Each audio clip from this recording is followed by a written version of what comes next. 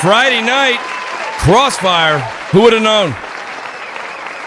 We're back. We are back on Friday just tonight, by the way. I see a lot of people in the audience going, wow, we're back on Friday. No, just this week, guys. Just this week. And let me tell you, so I told the guys this beforehand, and I actually wanted it to be a surprise for them.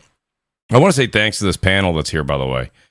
The reason that we went to Thursday nights, and you guys know this in the audience, I mentioned it plenty of times back in the day, is it's very difficult to get guests on Friday. Listen, games come out on Thursday.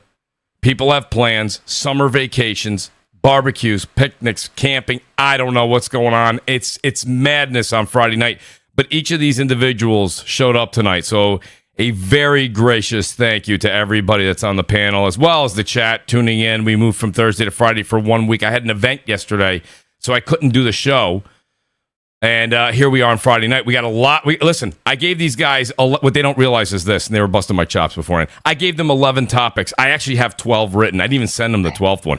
I didn't even send them that one. They're like, Mooch, you got to be kidding me. We'd be lucky if you get to 2 in 2 hours. Nonetheless, guys, please do hit that like button, tweet it out, hit that subscribe button. It's going to be fantastic. There's Jesse because Mooch gave us homework. It's fantastic. He's not wrong. He's not wrong. You should have seen these topics. That being said, we've got a great show for you. Please, right above that description is the join button if you want to become a Mooch Maniac family member. I truly appreciate it. And the last announcement is, speaking of vacations, listen, we're going to have a very intense end of August, right? There's a lot of big games coming out the last week in August. And then September, it just steamrolls. We steamroll right through the holiday. So the next 2 weeks, and I have reminders on the community in the YouTube area there where you can go check it out every single week. It'll pop up. I'll have it pop up every Thursday. The next 2 Thursdays, we're off. We're back on August 28th. So we're taking 2 weeks off. Let the panel get through their backlog, enjoy vacation, enjoy family, enjoy time with all their friends and family, and then we'll be back on the 28th. Again, there will be reminders that pop up on the YouTube channel, so don't worry about it. If you go, I didn't even remember that, it'll pop up. You'll know. But yes, we'll be back August 28th. That being said, I'll go through some quick intros because believe me, we got a lot to talk about. The one thing that I got to say is an absolute positive to Friday night podcasts is I get Slow-Mo Backslap back on the show because he does DPS podcasts on Thursday nights as well. Slow-Mo, great to have this opportunity to have you back on there. Of course, I reached out to your co-host, Forte, but I have to send it by carrier pigeon because he doesn't check anything on Twitter. We missed the great gaming Forte. But Slow-Mo, welcome back to the show, buddy. How you doing? I don't even think carrier pigeons can reach Forte. I don't have either. to slander this man in DMs, in text messages. I gotta send him voicemails, calling him everything but a child of God in order to get him to call me back. So I don't know. Like, he may eventually see the message you sent him in October. And then maybe he'll show up, for the August show in October or something. I don't know. Like, he's just all over the place. I learned that from you, Slow-Mo, because you said that to me. Go ahead, Slow-Mo. You got to do this. Say, hey, Forte, you try to play Battlefield? Then you'll get a message back almost immediately. Like, I like it. Before you even finish typing the sentence, he'll just kind of hit you up. Just like, I kind of felt or sense you were going to say you want to play Battlefield. Like, he'll be there. Okay. All right, I'll use that. It's just like... Yeah. Well, I remember reaching out to you ages ago, Slow-Mo. And I'm like, I can't get a hold of Forte. And he goes, well, you don't know? And I'm like, what's that? He goes, he's not going to answer. He doesn't answer anybody. He's like, it's almost impossible to get a hold of him. So I was like, all right, so my only way to get to Forte is through Slow-Mo. That being said, I will be using that Battlefield move. I'll tell you, right? I'm his secretary. Co-host and secretary to the great gaming Forte. Slow-Mo, great to have you back with us.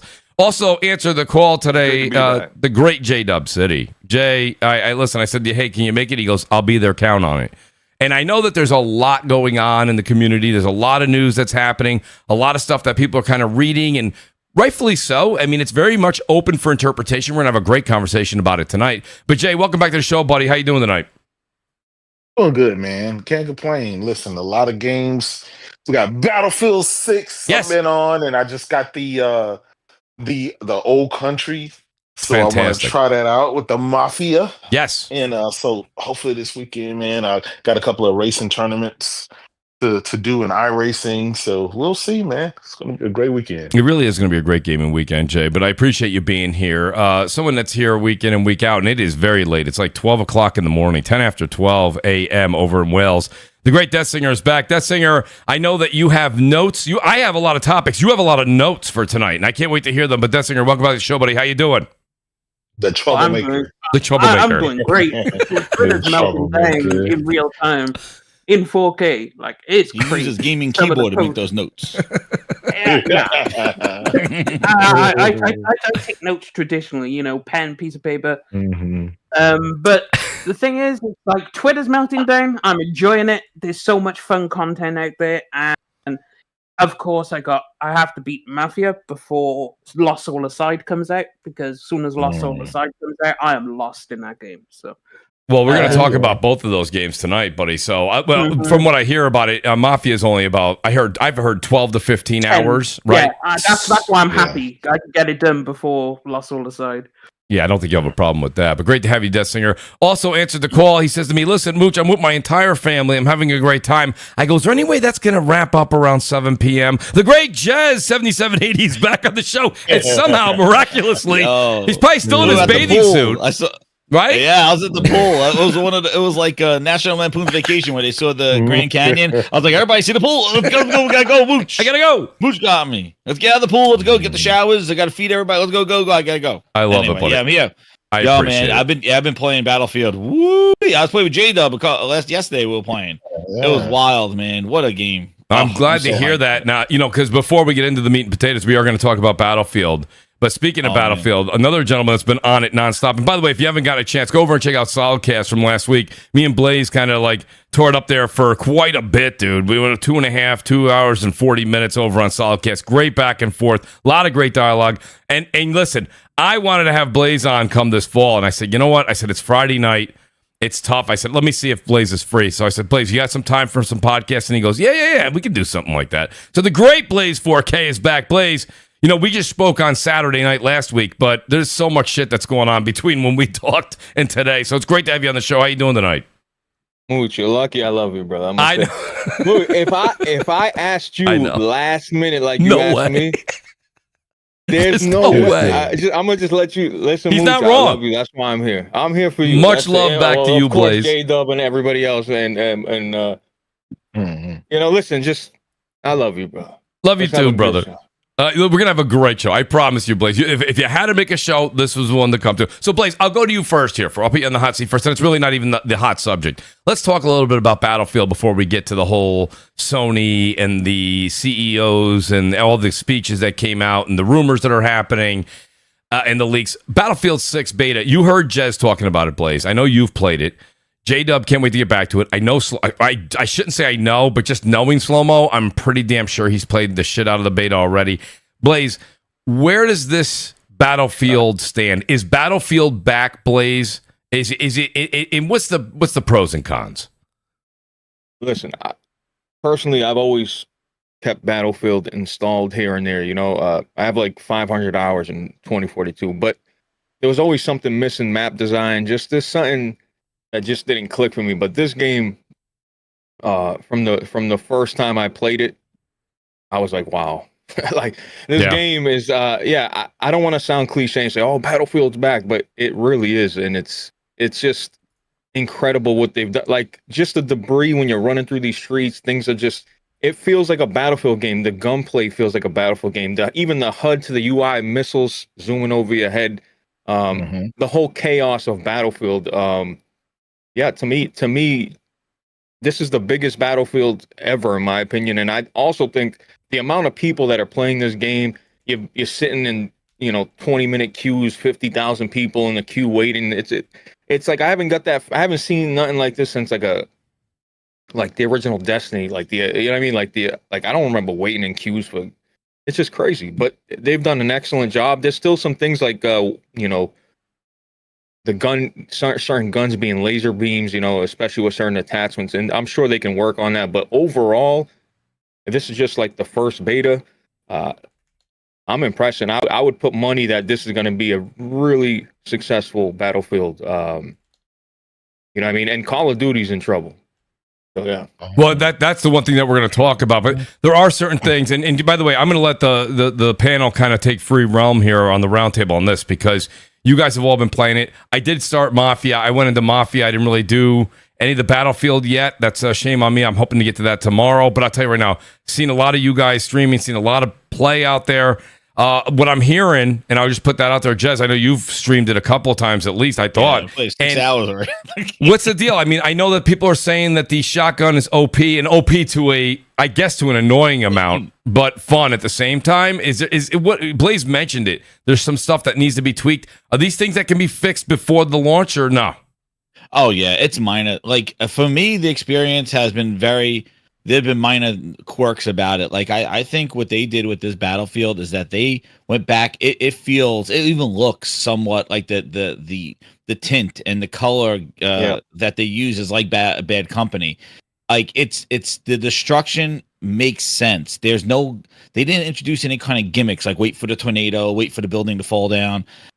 It's just basically it's just Battlefield. Like it is, it looks great. I can't believe how detailed and dense everything is. Like, when you have destruction, you kind of feel that you have to have like empty houses or just that kind of shell where it looks like it's a house, but really there's nothing going on in there, nothing in the alleyways. Dude, this game has the density of these maps. It's crazy. They have full, like, I got killed a bunch of times just admiring inside some of these houses. Like when a grenade goes off or something happens, the actual, I was telling J-Dub because J-Dub we were in the stairwell and I was like, holy crap, the shadows and the chandelier was shaking with the explosion, like an aftershock. And you see the lighting inside the building, and then the whole building facade could just come straight down. I've killed so many people with rubble. Last night I was playing, shout out to Liquidata. I was playing with him last night. Dude, I've been doing C4 everything, just making buildings come down on everybody. It is the destruction is absolutely insane, and it's so like what I've always wanted with like just natural, just crazy destruction. Nothing you could see a house and like, oh yeah, that house is like, oh, that's a destructible house. That's not one. Dude, no, everything. Like it worked. Like everything just blends in. Jay, the shooting's great. Let me ask this question though, Jez, because you just painted a great picture. But Jay, and I know you're chomping at the bit. I'll go to you here. I'm hearing what Blaze said. I'm hearing what Jez is saying. Jay, my question for you is this, because this happens time in and time out, right? Unbelievable concurrent numbers on console and on Steam, and the numbers are great. But what I've always said, and we said this even when we talked about other games that try to come into this space, is okay, Battle Royale that's supposed to be coming for Battlefield, that I'm very excited for, by the way. Haven't seen anything on it, but the idea that it's there and they're cooking right now, I'm very excited. But Jay, the question for you is this. Is this something where October 10th through, I'll even give a longer grace period than I usually do, Thanksgiving, this is that new hotness, but because it's still, capture the flag, King of the Hill, domination, their version of Team Deathmatch, or what is it, Concourse or... Conquest, thank you. Conquest. It's like, so will this get old? And I don't mean that in any slight to the game, because the game is gorgeous right now. It looks phenomenal. But these are modes we've all come to play time and time and time again. Yes, some of the modes and some of the maps are larger in Battlefield, but that's not foreign to Battlefield. That's always been there. Even 2042 had some large maps. So is this something, Jay, that you think after 6-7 weeks we go, I just wish there was a new flavor, some modes that really kind of caught fire? Or do you think, no, this stays hot for a good 6 to 12 months? You know what?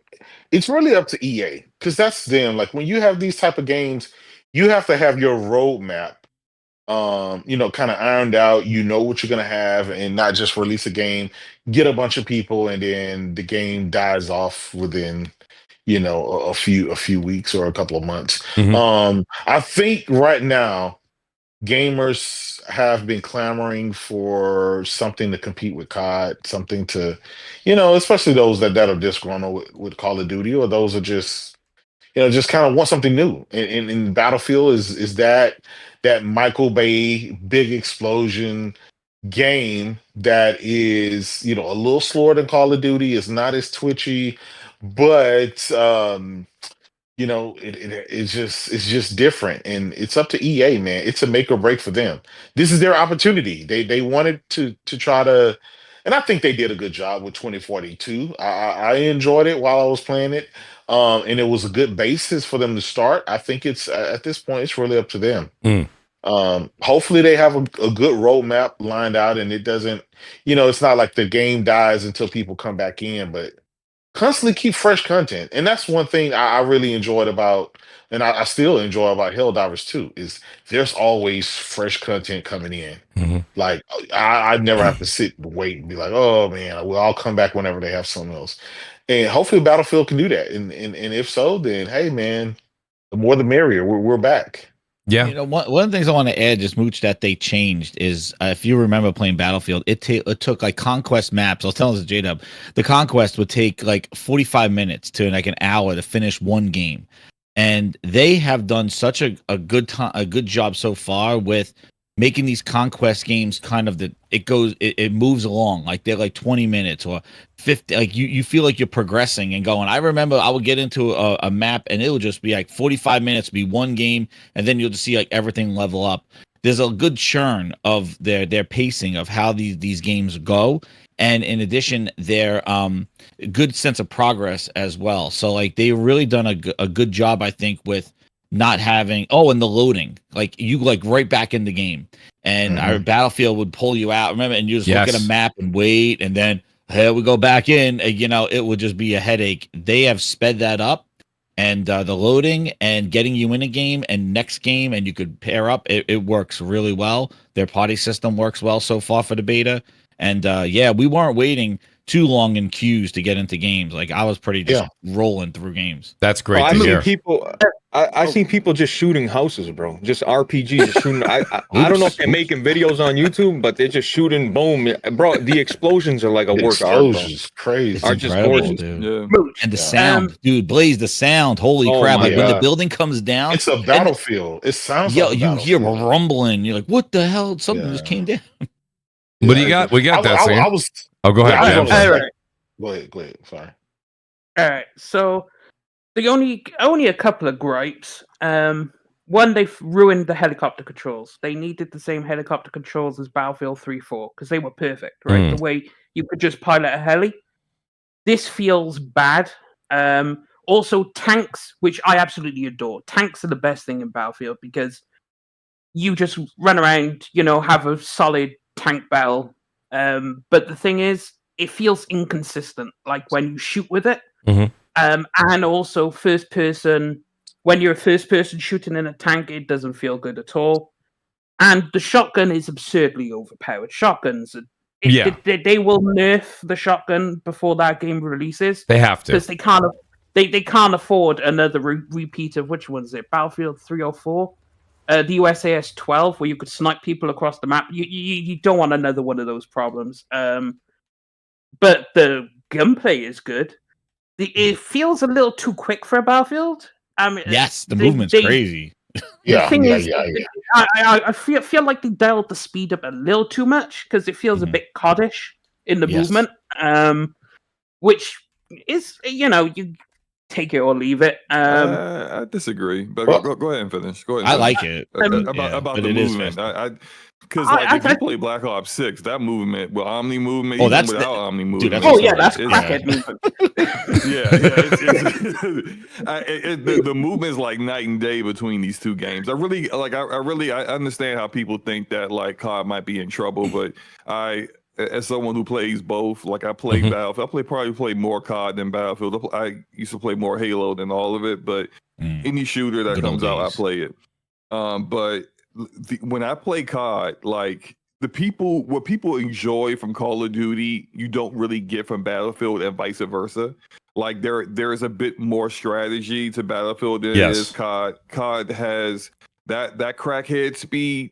If you don't like the crackhead speed, you're probably not really gonna like Call of Duty. The gunplay, the way the guns feel, how you ADS, is a bit different. Like so. I think Call of Duty would be fine because people who are really into Call of Duty will play Battlefield 6. They're going to enjoy the hell out of it. And then when Black Ops 7 come out, they're going to go jump on Black Ops 7. But that's not like a bad thing for Battlefield 6, because Battlefield's got its own community, its own solid community. They've just been waiting for a Battlefield game to come out and not be a broken, bloody mess at launch.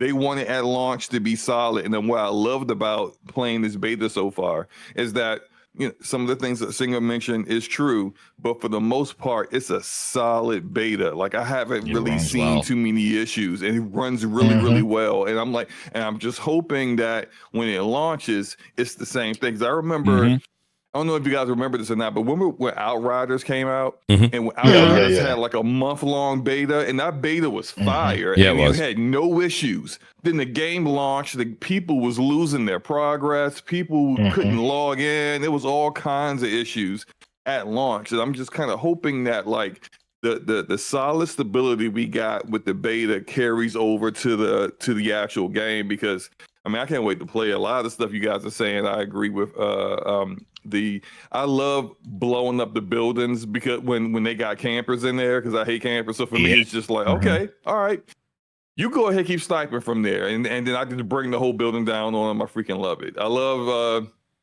you're showing it in the trailer right now. Like I've never really in the past, like Forte always does. Forte loves to play medic. I've never been like a medic dude, but I've been playing support and picking people up, and I like to be able to drag people out of the way, and you reviving them at the same time. And everybody could do that too, which is great. Yes, it's just like, you know, so support does it faster, which is just, and they got makes it really important. Support's the most balanced class in the game right now. Yeah. So wait, so Slow-Mo, the one thing you said with you about the shotguns, because like I got killed by somebody from a shotgun. He was literally a block away from me. And I'm just like, bro, cannons. I'm just like, how, bro? Like he's a block and a half away from me, and he shot me like it was a sniper rifle. I was like, nah, they gotta do something about that. But I mean, that's an easy fix. That, like, whatever the damage range I want that sledgehammer. Who got that one? That. I want that sledgehammer. Well, you know, the thing is about it, Slow-Mo, that you said that it always sounds good on podcasts. It sounds good when they're doing the presentation, like they did an outstanding presentation last week. But Battlefield, it has always been more of a team sport. I always feel it doesn't matter. Even when I run a team of 6 in multiplayer on Call of Duty, it's one for all for one. We're just all running around just shooting, you know what I mean? Yeah. And right. But do you feel in battle? And I know the reason I ask you, Slow-Mo, I'll ask Blaze, everyone. I know all you guys team up with guys in the community, friends that we've had for years.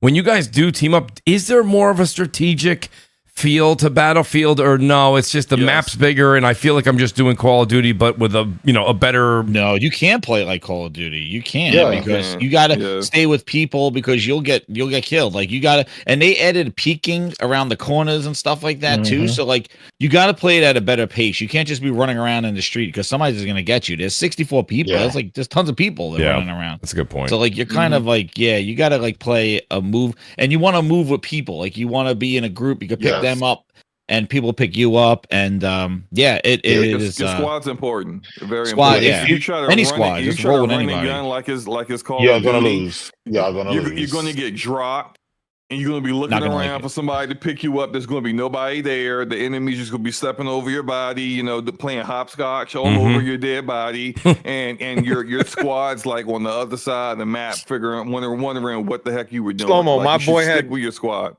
He had the most kills, and we were playing Discord. We had a 4-man team, and he's like going off. I'm like, damn, you must be going off. The scoreboard came up. Our whole squad was at the top. Even though he had more kills than us, double, he was down at the. I'm like, bro, you didn't do anything. You didn't capture nothing. Like, you can't play like that. Like, bro, we appreciate the kills, but you know what I mean. But listen, Call of Duty is just old to me, man. I think Call of Duty's out of ideas, bro. That's what I think. Personally, I think. Listen, they're going from 6 to 7. It's like Mooch. Me and Mooch. Oh, Call of Duty looks good. It's a good looking game, right? You're immersed. Yeah. Me and Mooch are going down the line. Here comes J-Dub. And then here comes Death Singer as Nicki Minaj with her ass out. It's like, bro, this shit takes me out of it. I don't want to see this shit, bro. I don't want to see this shit in my game. That's not even the worst. Like, they've had the American Dad in there, Bob's Burger. They Ninja Turtles. Seth Rogen. Oh, what's going on? Yeah, Seth Rogen's And I like all this shit. I like all this shit. I just don't want to heard card. of Beavis and Butthead since like the 90s. That's and right. They bring them back for this, but you can't get the Master Chief in there? I'm like, you freaking own Activision and Halo. You telling me, like, look, I don't mind that stuff because I play Fortnite. So I see, all kinds of like wacky stuff when I play all the time. I don't mind it. I would rather Call of Duty do that stuff where it's like it makes like sense, like it's like a military kind of IP. Like it's when they had Paul Atreides from Dune in there. I was like, all right, I mean, like he's a dictator kind of, guy. So that's fine, like he's a warrior. If you get in like Marcus Phoenix and Master Chief and Doom guy, I'd be like, yo, that works. And you own those That's IPs. A great point. That should be super easy.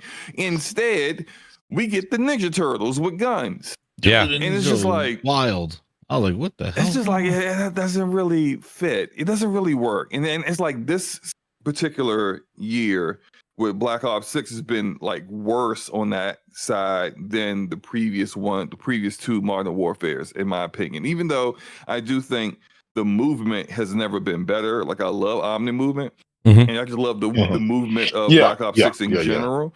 But like I think worse guns, worse maps than the previous games, and the cheating is just at an all-time high at this point, which I know they're supposed to be adding in the whole secure boot thing on PC, and it's just like, someone's already got around that in the Black Ops, the Battlefield 6 beta. Someone already got around that in cheating anyway. So it's just, I mean, you can't just give up. You got to actually try to curb the cheating as much as you can. You can't just be like, oh, Slow-mo, I think you just said it. Do it. So the people are already reporting that there's some cheating going on Battlefield 6. Have you spotted any, or anybody in the panel? Has anybody seen any of that happening? Or I haven't seen anything that like really kind of like caught my eye. Okay. That was a bit odd. I haven't seen anything like that, but I mean, look, I saw a clip of a dude cheating.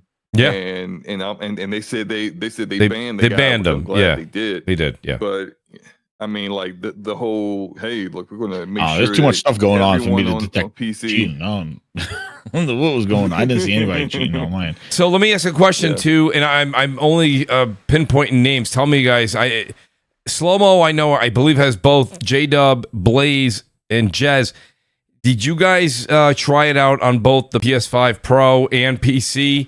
How are they comparing to each other on performance? Because I know people are saying PS5 Pro, it can get into the 90s or low hundreds, but it hits a lot of well over 100 frames on the PS5 Pro, and of course PC. I'm hearing good things. Anybody have any comparisons between the two?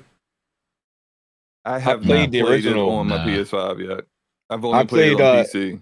The closed out, you know the Battlefield Labs.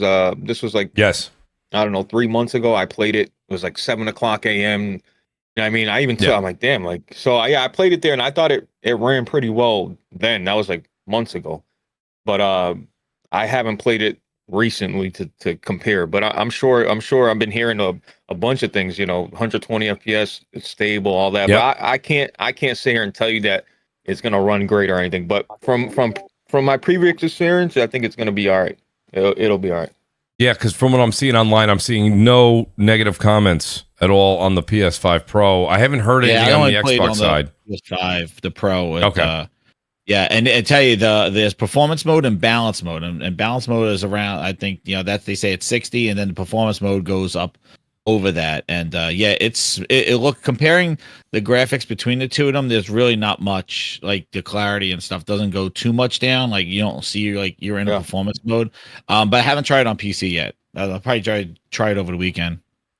Yeah, that's what that's what I'm gonna try. I'm gonna try PS5 Pro as well as on PC. So here's the other thing. So Blaze, you said it a minute ago. I got to kind of bring it up because it's one thing. It's always great to be arrogant. When you are on top. And right now, let's be honest. Okay, Battlefield's getting this major push, and rightfully so.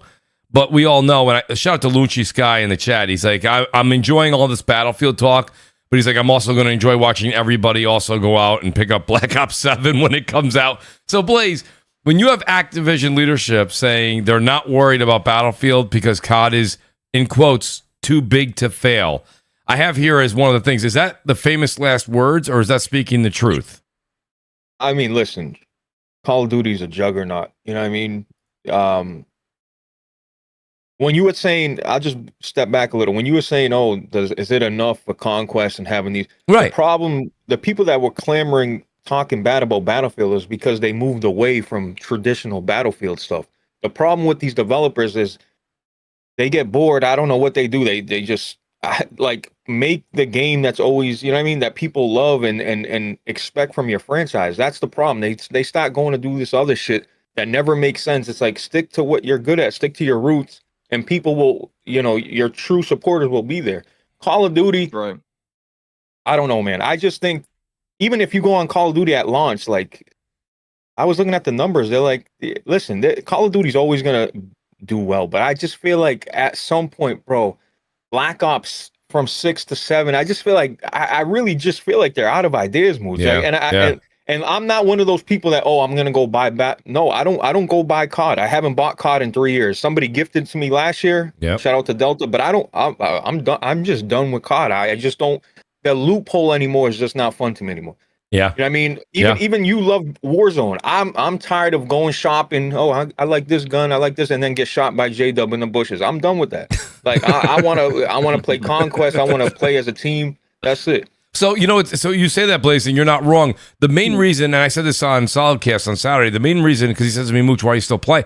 I only play the multiplayer of what is it? Not Battlefield, Black Ops 6, and what will be Black Ops 7 is because the game, in order for you to level up your guns for Warzone, you should play. You don't have to. You can just level up your guns through Warzone. I got news for you. You better have a lot of double XP tokens. It's going to take a while. So when you play multiplayer, getting the skins for your gun or leveling it up to a certain amount so that you can use a certain attachment, that kind of stuff is where they kind of rope you, right? That's the old bait and hook there. So, Jay, what do you think, Jay? I mean, listen, Jay's infamous on X for being the man who buys everything. So, Jay, will you pick up Black Ops 7? I won't. I'm out. You're out this year? I'm out this year. That's going to be crazy, man. I think a lot of people are going to be maybe taking a back seat here and not playing Black Ops 7 this year. I mean, I don't know how long it'll last. Maybe we'll pick it up on sale. I think the main thing is we haven't seen anything about what's the hook of Black Ops 7 this year. We don't know. Is it the Omni movement was last year? Right. What is it this year? The jetpacks, a wall running? Like, I don't know what they haven't shown it yet. So we're going to see it in a couple of weeks. But I'm going to tell you one thing. Battlefield, I'm living in that. They got the campaign. They got the multiplayer. They got the map creator with the Battlefield portal. Like, and I was playing domination in it without the vehicles, just like a domination to kind of see how just without vehicles, without kind of these big maps, how like it would kind of get a Call of Duty fix type thing. And dude, the destruction and the fact that you could take out the buildings and domination, it adds so much more strategy to like how to capture points and stuff like that. And it does work in those smaller settings as well. So like it kind of hits every nerve, and like they're really making it kind of like a credible, like just the shooter of the year, the shooter to kind of live in, because it has so much variety in it that they're able to do. So I feel that I'm going to live in Battlefield. I might check out Call of Duty to see if they have anything really cool multiplayer, but the thing with Call of Duty, I haven't really, I liked when they had kind of the Battlefield mode in Call of Duty, like the vehicles, and I like the variety that they used to have in Call of Duty. And last year they didn't have it, and it was kind of chaotic. What DMZ was like a distraction shooter. DMZ was great. That was awesome, and the ground war I kind of liked. They couldn't get enough people to sustain it. Like they tried new things, and then like when that 1 year they tried a third person mode. Yeah. That was fun for a while, and then it just disappeared. Now we're Yeah, just like, third person playlist. Bring that third person back, bro. That shit pisses me off. Blaze, me and you ran that for like 2 weekends straight, dude, and we were destroying. I mean, it was fire. It. Even though it was half-assed, you know, they kind of just pulled the camera back, but it was still so well because the animations, the cloth on the characters, everything just looked and flowed beautifully. And listen, I will say this about COD: if you buy Call of Duty, you're gonna get your money's worth. It's a nice package. Right? You get the campaign, you get the zombies, it's a nice package. You're getting your money's worth. I would say, like, you know what? That's one thing they do. I agree. If you're gonna say it's stale, is zombie? They said zombies this year too, right? They're doing zombies again. The thing is, they are doing zombies, but that's the only thing that would possibly maybe at a push get me to buy Black Ops 6.5, right? Because it's not Black Ops 7, it's Black Ops 6.5. He's right? so brutal. That's no. But if we keep it a stack, it'll just be true. No, I hear you. And you know, that's Zingo. They already screwed everybody with Modern Warfare 3 when we like a back-to-back sequels because it was sort of like a campaign and some maps, like right. So we don't know what this is going to be. If you think about like that rumor that came out during the ABK acquisition, and there were like rumors saying that they were going to skip a year. Yeah, and everybody was like, they can't skip a year. It's like Madden. You expect it every year, and their investors expect that you going to drop one every year. And then instead of that, we started to see. So Modern Warfare 2 was like the main entry, and then when we got from Modern Warfare 3 was a really like half-ass campaign, and you got all interesting enough, all the skins that you had from Modern Warfare 2 carried over to 3. And all the guns that you had leveled up, it carried over. And to me, that kind of told me, okay, so this was supposed to be an expansion, but they didn't want to charge you expansion money, so they just called it Modern Warfare 3. Like it's and so they could be, charge you $70 for it standard, which is exactly what we're seeing here with Black Ops 7. It's got everything that 6 had. It's going to have a campaign, but it's probably going to be a shorter campaign than the campaign that was in 6. And you're likely going to have all the skins that you had already accumulated or bought, as well as the guns and whatnot. And this is them still kind of doing that, where they're technically kind of taking a year off to get the next big Call of Duty ready for, say, 2 years from now. And I mean, this is how I kind of view Call of Duty at this point, because like we all just discussed how third-person mode was dope, but they took it out because it didn't get as much engagement as they wanted. DMZ, their extraction shooter, was dope, but they took that out because it didn't get as much engagement as they wanted.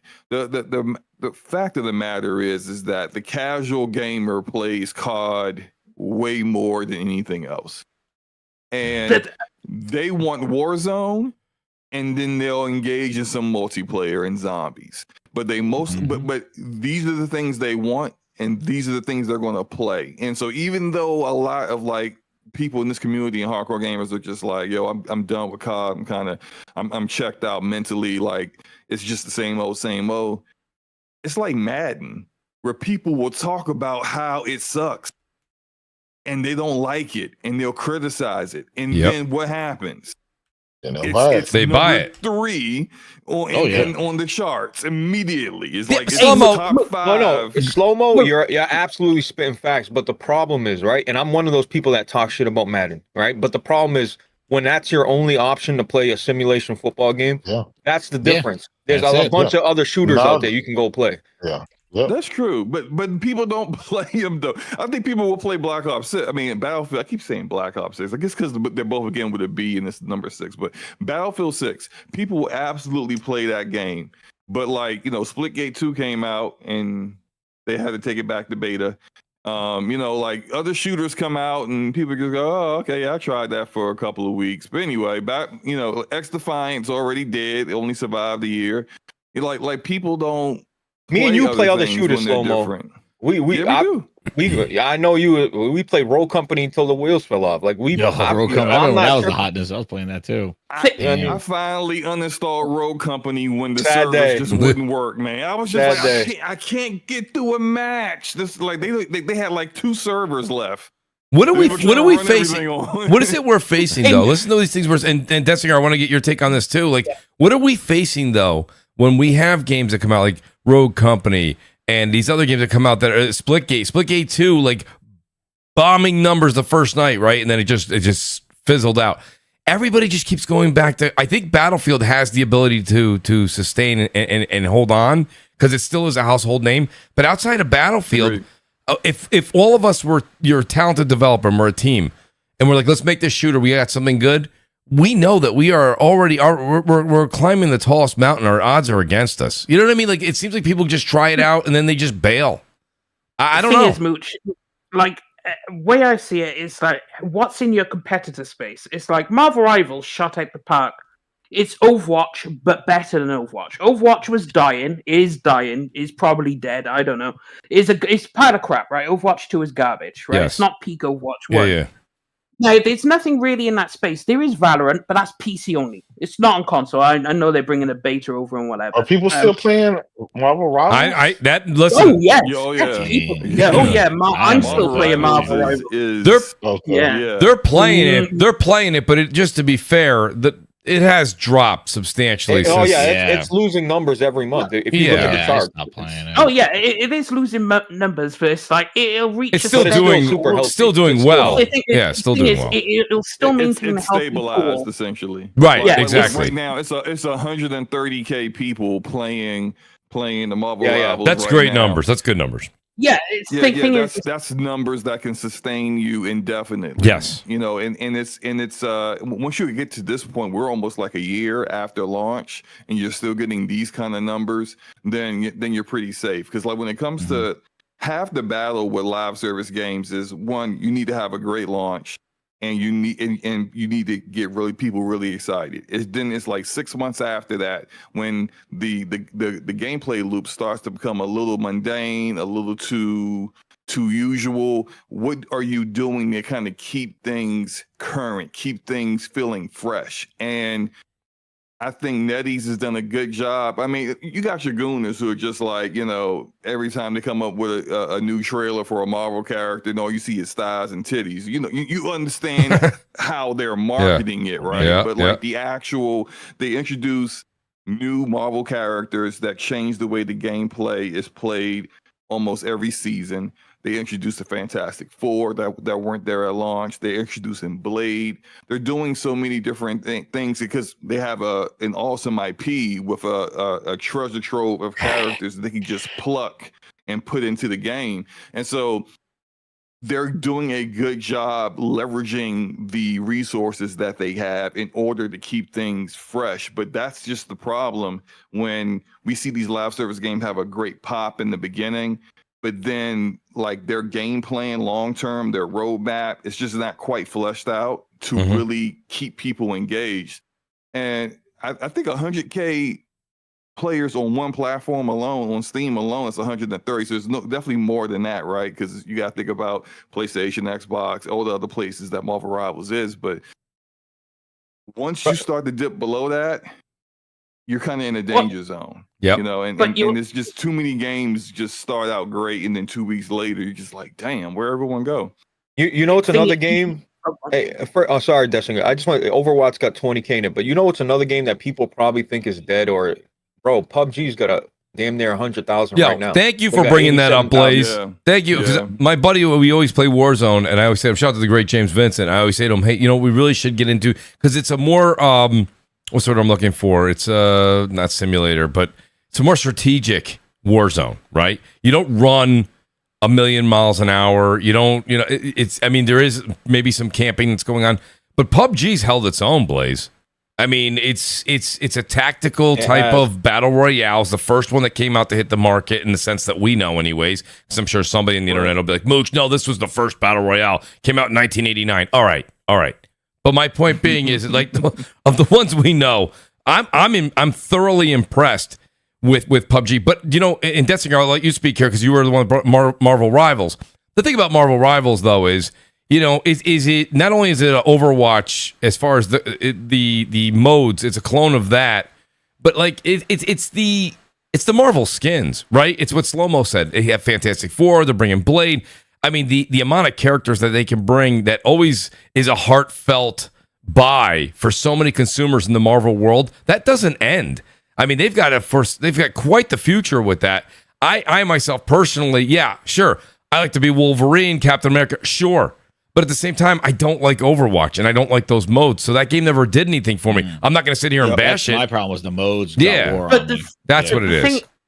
Thing is, it's like they know for a fact that they have like the IP and they're doing it right. Like they bring in a lot of the comic skins you could buy. Sure, microtransactions, but it's like if you have a favorite skin from like one of your comic issues, and there's a lot of comic accurate skins.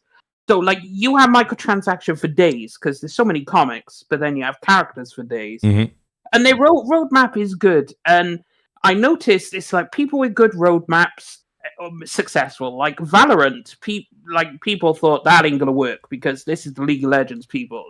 They're not making a first-person shooter.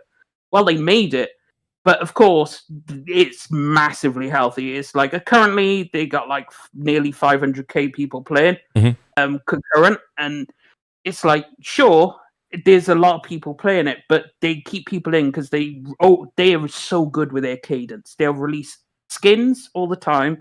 They'll also which you like and you want to buy, but then they also constantly make updates. Their roadmaps are always on point. Like they always have a new character every month or two, so it never gets stale, right? And they've mastered this, but that's because they've had 10 years of League to build off. That's right. So that's right. How to make a live service successful? They already have the blueprints. They just go right. Let's copy and paste, but put it on a first-person shooter.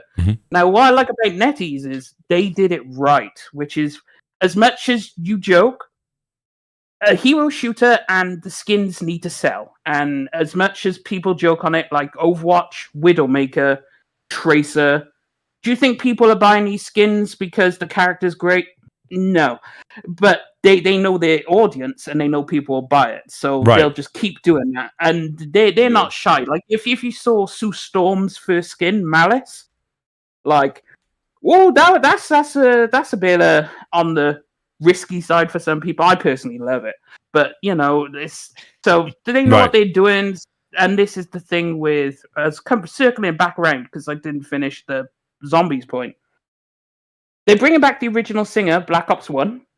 Fantastic, right? Because if you know Elena Siegman, she did all the singing in the Zombies of all the songs for Black Ops 1. Zombies. But then they revealed the OG crew coming back, and I think they're going to fuck it up because they still haven't. The last time they made a good Zombies was Black Ops 4. Probably, yeah, Black Ops 4. And that's because they brought back a lot of the Black Ops 3 and 2 maps.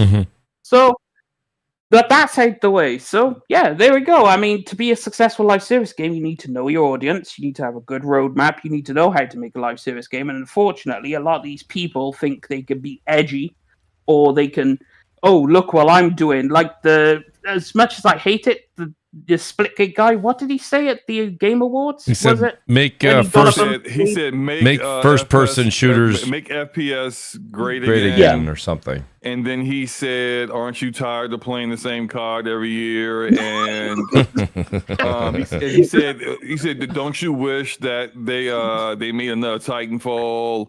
And then come play my battle royale game. Yeah, Which is like, but not really like that's how people interpreted it because it's not just like that battle royale is something they just announced. Right. Splitgate 1 didn't have a battle royale. Right. And too many. Had a lot of stuff. It was all right. It was all right. But the portals, right, Jez? The portal. Yeah, you do like portals to different worlds. It was like Overwatch, or not Overwatch. Pardon me. It was like Apex with portals. Yeah, it was strange. I didn't really care for it. You know, it's another game that if you just stick to your roots and make the game people want to play and have great gameplay mechanics that like people want to talk about. Bro, you know, I was on CS:GO the other day, Mooch. You know how many people they had playing? Oh, buddy, just 200,000 or more. I don't know. A million. Oh my god! My god! Jesus. At the same time, there was 1 million plus people at the same time. Right now, if you go check Steam, there might be 1 million right now playing. It's unbelievable. Yep. It's unbelievable. I don't want to hear that this shit don't work no more, and this is all to all the SOCOM haters out there. Like, this shit can work, bro. Make the game, and listen. Here's the other thing. I know I'm bringing up high numbers. I don't know if I was talking to you about this. Like, the expectations with these developers they're out of this mind, bro. Even Battlefield saying we want 100 million play or whatever they said. Yeah. Bro, you can have a nice, healthy game. 50K on a certain platform, 20K on another. Like, you can have a healthy game. You don't have to be Fortnite. You don't have to be that. Right. Like, you can still make your money, bro. All these publishers want to be Fortnite. Yes, and exactly. when the game doesn't reach Fortnite numbers, which, I mean, frankly, almost nothing does. Right. Then they're like, oh, well, it was a disappointment. And it's just like, a lot of people are still playing your game, bro. Like, take Ubisoft and X Defiant. I was shocked because X Defiant had like a good on Steam at the time when they announced this cancellation. They had like 85K people playing. I was like, what? Yeah. You know how many games which they had 85K people playing on one storefront? And you're just like, that wasn't good enough? Yeah, it's just like, come on, bro. What are we doing here? Well, and by the way, Counter-Strike 2 right now has 700K people playing. That's insane. At this moment. So wait, is that a game, Death Singer, is that a game that you recommend people that like shooters to play? Absolutely not. No, it's full of sweats, tryhards. If you want a Counter-Strike experience but don't want to have to deal with the bullshit, I'd say play Valorant over it, because it's in the same vein as Counter-Strike, but you have like abilities. So it's more hero shooter, but it's in the CS play style. Where it's like a mix of both. Yeah, you have to be tactical, but you also have abilities. The one thing that we didn't talk about to go full circle here. Oh, go ahead, Destiny. Do you have more to add on this? Because I did want to hit the Battlefield subject one more before we get into another topic. And it was really, I was going to kind of point the question on Slow-Mo. Slow-Mo, I don't know if this is even the forte of why you would pick up a Battlefield 6, right? Or if you would recommend it. But what about the campaign? And I know no one's played it, but very few people are talking about Battlefield 6 will have a campaign, correct? And no one's really talking about it. Is it because has that jumped the shark? I mean, are we done with following, like in Call of Duty, it's like follow Captain Price and Captain Stu Nuts to the left. It's like I'm tired of it. I can't even see what the hell's going on. You know what I mean? Like, what are we doing? Nobody cares. So what do you think, though, Slow? I mean, does the campaign hold any weight or no? I think you got to have an awesome campaign. If it's an awesome campaign, people will absolutely play it. But a lot of them kind of follow the same story beats, the same kind of formula. For example, same formula. Right. Like I remember when Ghost and Modern Warfare, like people care more about the meme of Ghost in the car just staring at a dude than like the actual campaign itself. Like I didn't know anyone that actually played the campaign. People just thought that one little part was funny. And it's just if you have an awesome campaign, people will care. Like Titanfall 2's campaign is excellent. Very good. Good point. Good point, Slow-Mo. And Zempella's on Battlefield, so that's the thing, dude. The man's talented. Hey, who remembers Battlefield 4's campaign with the music? Turn around, and they're in the water, and they like, bro. Listen. You know what I'm talking about? Yeah, when they're underwater in the vehicle, that's the radio, right? Bro, that shit was like next gen to me. Like, listen, if you make a good campaign, and it's memorable, some of the stuff is fetch quests and follow this guy to this point, then shoot this enemy. I get it. I think Mooch brought that up. You're absolutely right, but I think it's important to put a nice campaign in there. You know what I mean? I do. Well, I think it goes back to the reason the reason I put that in there, though, Judge, is because multiplayer maps. That's the only thing. I want the campaign to be its own thing, not that I'm running around on the maps that they use for multiplayer. Well, Blaze said it earlier when he said you have to listen. We could sit here and you can make fun of Call of Duty all you want, but you get the multiplayer. You get additional maps given to you as the periodic time goes by. You get zombies, right? So it is a nice package. It really is. They put together a really good. Got the portal, man, dude. They're gonna be. People gonna be making maps. Well, right. That's it too. Mini games, all that. Yeah. Ooh, but it's funny. We've all said this again. I'm asking the question. A lot of people think it's negative. It's not. I'm just saying we've always said. Remember when Halo Infinite came out, and they're like, Mooch, you got to calm down. Wait till they have Oh, what is it? It was just on the tip of my tongue now. Everything with Halo. No, remember? When you Forge. You're like, wait till Forge comes out, and then you'll see what the community can do. That's where the real game shines. Well, because they didn't put any maps from them to wait on the community to build them. No, but Forge mode is impressive. It is, it is. It's just they never. But it has to be used. It has to be used to come out though. Right, too long. A minute to come out. They had the slowest amount of adding new maps to a Halo game that they ever had. Now they had Forge maps. Yeah. And I think it was mostly because that slipspace engine was just dumpster juice. And even the devs couldn't work with it to get maps working correctly in there fast enough.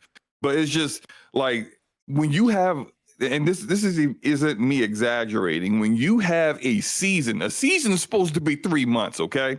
Like we have seasons in games, they're 3 months max. When you have a season in Halo Infinite that's 8 or 9 months, no. Yeah, there's a problem here. It's like a real freaking. This is a Game of Thrones season, okay? Like like winter's coming, like winter came and stayed for like 3 years. It's like, hello, when is the season? For example, it's like Fortnite's currently on a long season. This season now that just started. Shout out to it. It's actually not bad. I mean, the skins they're giving away is good, but anyway. The thing is, it's a pretty long season, but there's going to be a ton of new stuff changing and whatnot. But a lot of Fortnite seasons are actually kind of short, and they're just right where you go, okay, cool, the season's over, job done, I can relax, and then the new season comes. And they do little seasons or little. They do. Like they're doing the Simpsons mini season coming up as well. Yeah, they do seasons within the big season. So they did that with Superman as well. They had Superman. Yeah, they did. Now they're doing Power Rangers. Coincide with the movie. Yeah, and they have. Oh my god, they got Spartans. Why they have ODST? I mean, but yeah. Well, I mean, you can get the. Are they ODST? I have the Master Chief too. Or they're Spartans. They're Spartans. They're Spartans. They look like Spartans. Red versus blue. Spartans. Yeah, right. You guys see what Bone said in the chat? battle pass right now? No, what do we got? He said multiplayer maps traditionally came from the campaign in every multiplayer game. And it's true, and that's a fact, bro.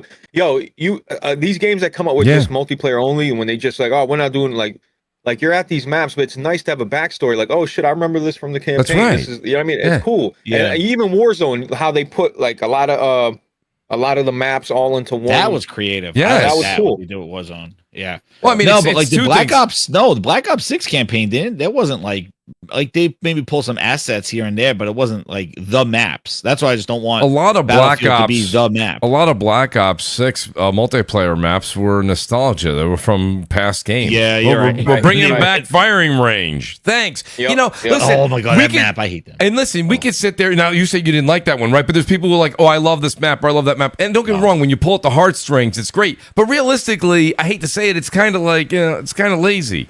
It's a little lazy. You know what I mean? It's like I like 3 maps in Black Ops 6. Like when I say legit, I think it has the worst maps that. What about the apartment map? That was the worst one. Oh my god, the apartment. God. Dude, Ninja Turtles, Terminators. I was like hiding in the bathroom. It was disgusting. I'll be honest.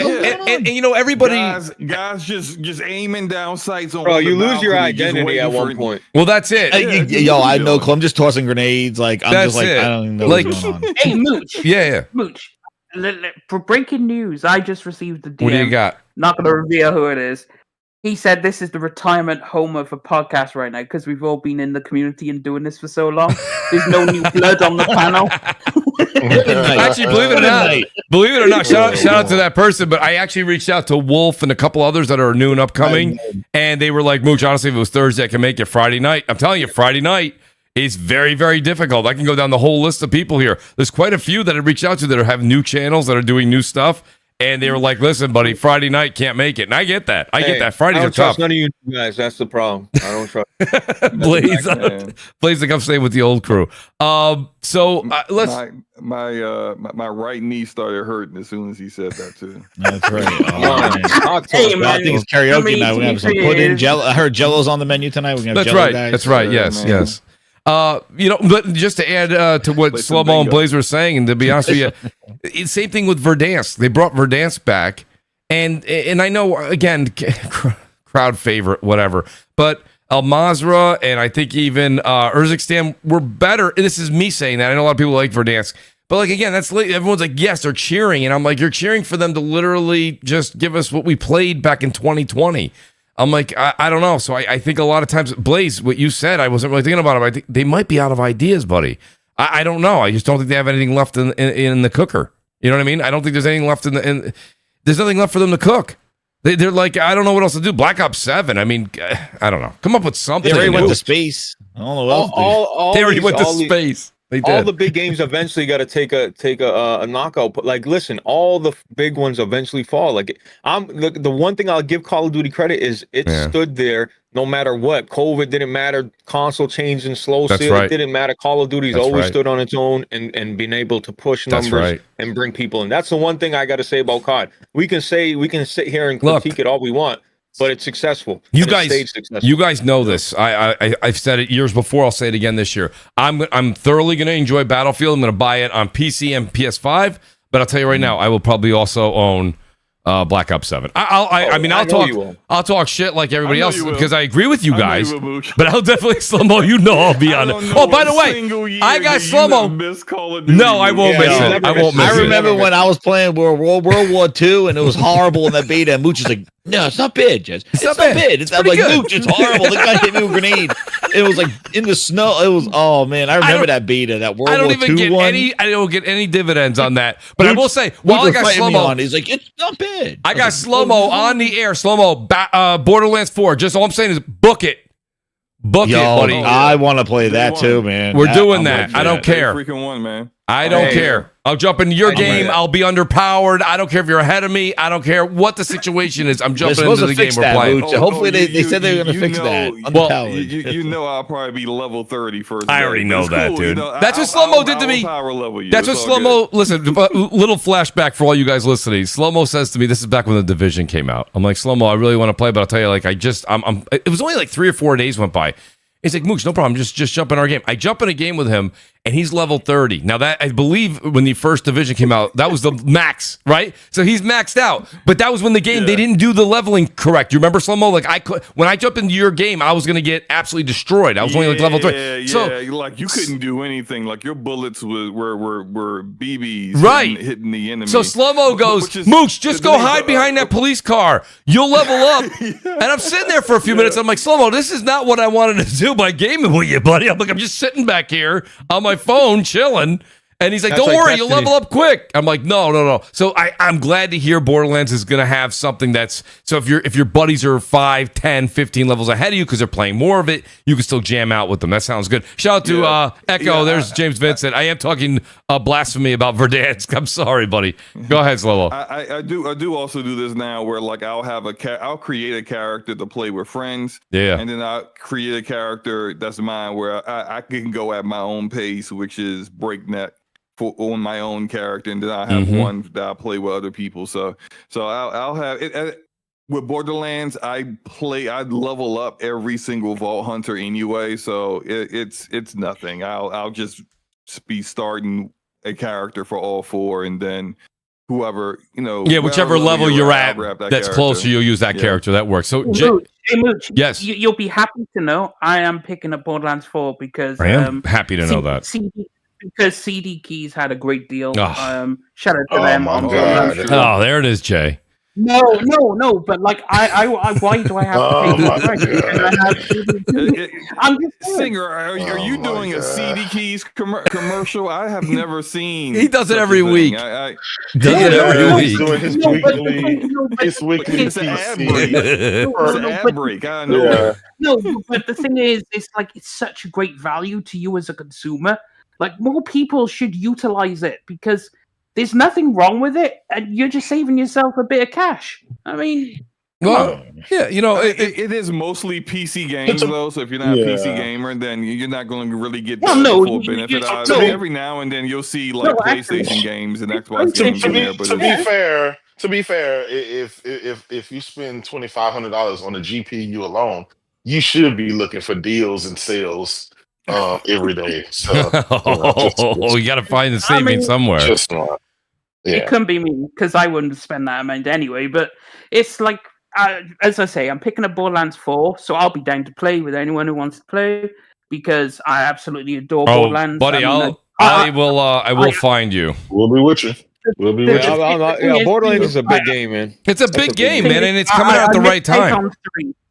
I missed out on 3 because I fell off. Like after 2 was goated, and then 3 was. I looked at it and was like, 3 just stunk. It wasn't good. It had the worst villain, and I'm disappointing because Borderlands 2 villain is like an iconic villain. Yeah, like one of the best villains of all time. It and is. You went from Handsome Jack to these the twins. twins. The twins, yeah. Podcasting and doing TikToks during the game. I was just like, what is happening here? Who wrote this? It was bad. It was, but the gameplay was good though. Thing is, I remember we spoke about that on Scumcast when it. But also, it's like I missed it, so I can't wait. 4 looks like it's going to be better, so I'm going to hope for the best.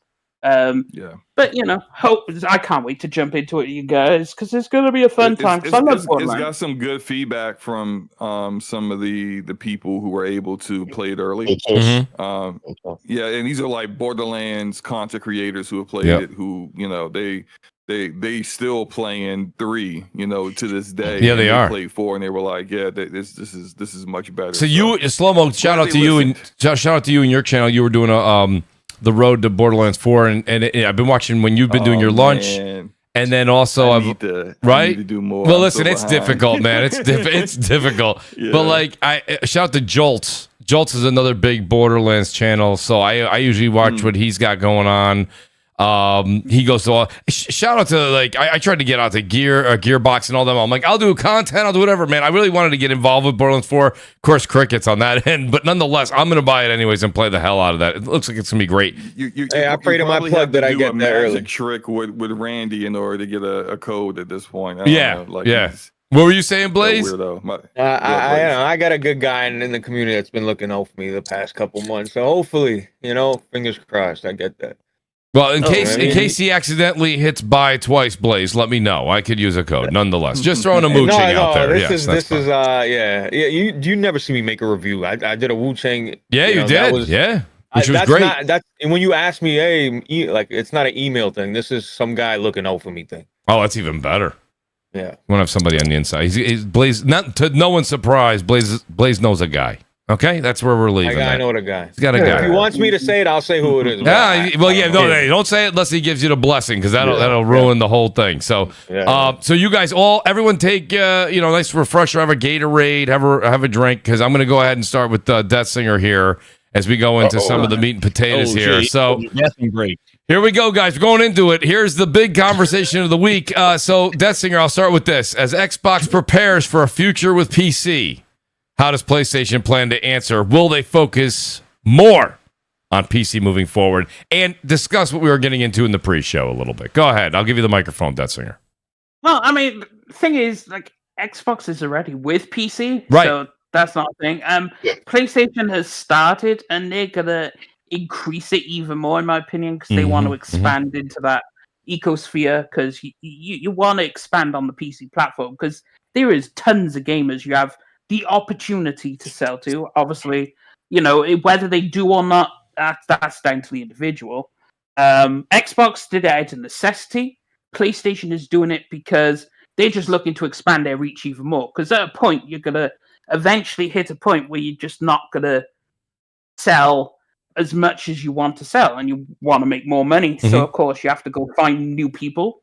And the best place to go, you're not going to get Nintendo guys. They're locked in over there. So Xbox guys are either on PC or they move into PlayStation. So your only other option is PC. So I just think they might, according to sources, if they do decrease the port time to 6 months, that will help them out, and that'll get them a lot more sales because people won't have to wait as long. And I don't think it's going to cannibalize the people on your console fan base, because at the end of the day, there's a whole community, millions of people who will refuse there is no amount of money you can give them to play on PC because they think it's all troubleshooting. Yeah, but which it is. that's you can reverse that same topic and say there's a bunch of people that won't go to PC either.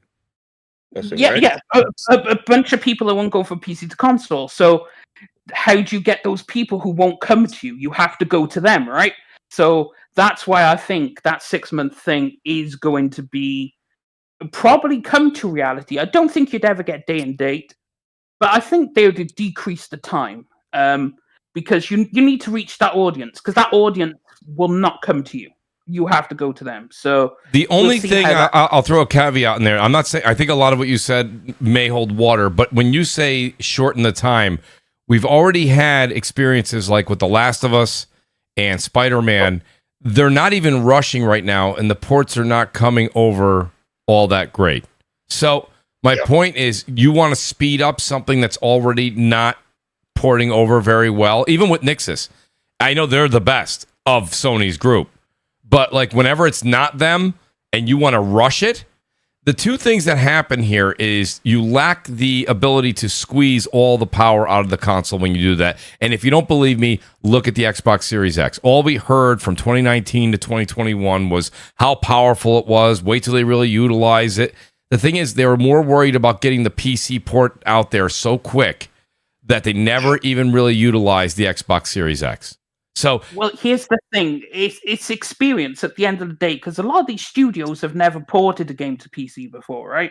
So they have to go through a learning process. But once they get it down, they would be able to do it rather quickly because you don't have to rely just on Nixxes or Iron Galaxy or whoever you want to port your games, right? They for God of War they use Jetpack Interactive, who did actually a very good job with both God of War ports. That they did. Iron Galaxy should just not be used for anything. The PS5 version looked better on for God of War Ragnarok. I remember there was a whole scene in the forest. There was no fog. There was no on PC like the PS5 version. Yeah. You guys remember seeing that shit? Like I'm like, how do you leave this out? Yeah, there was some. Yeah, there was some stuff that was missing that they patched in later on. But I mean, but I'm talking about like compared to like say The Last of Us Part 1, where that was a huge disaster on PC. There was a lot of issues with Naughty Dog and Iron Galaxy not quite getting it right. I also think that they were too busy, or maybe it was Sony leadership that forced it, but they were too busy trying to make sure they got it out for the TV show, because the TV show was out around that time period, which is just like, I hate when game developers do that, or publishers do that, because game development is just not so easy that you can just line this up and it be ready for your TV show. But your priority is the TV show's release date, not making sure that the game is ready for that. It always ends up being problematic where the game is busted at launch, which it was. It's better now, but at launch it was a freaking disaster. And so I think that they've had some really good releases.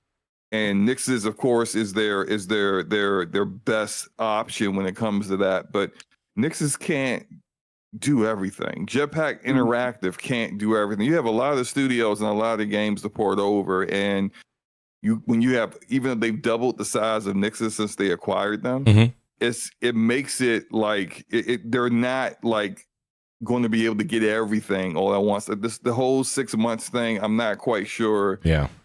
I'm not saying it's not going to happen. I don't know, but I think they might want to just not necessarily have a hard number on when it happens, and just play it by case basis. If it's available in 8 months, cool.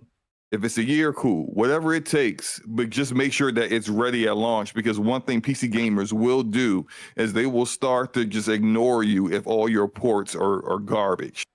Like how they kind of feel about Square Enix right now. When all your ports come out and they stink, people don't really care about your releases that much, because first impression, baby. It's an expectation, right? It's an expectation. Your port's going to stink. It's going to be terrible. You're not going to utilize my hardware. It's going to be a buggy mess. You're not going to fix things. I'm not going to bother. Sony doesn't want that reputation on PC, so they should just prioritize making it ready. I mean, to be fair, their reputation it isn't probably stellar at the moment anyway, because the whole Helldivers PSN thing, they pissed off a lot of people with that.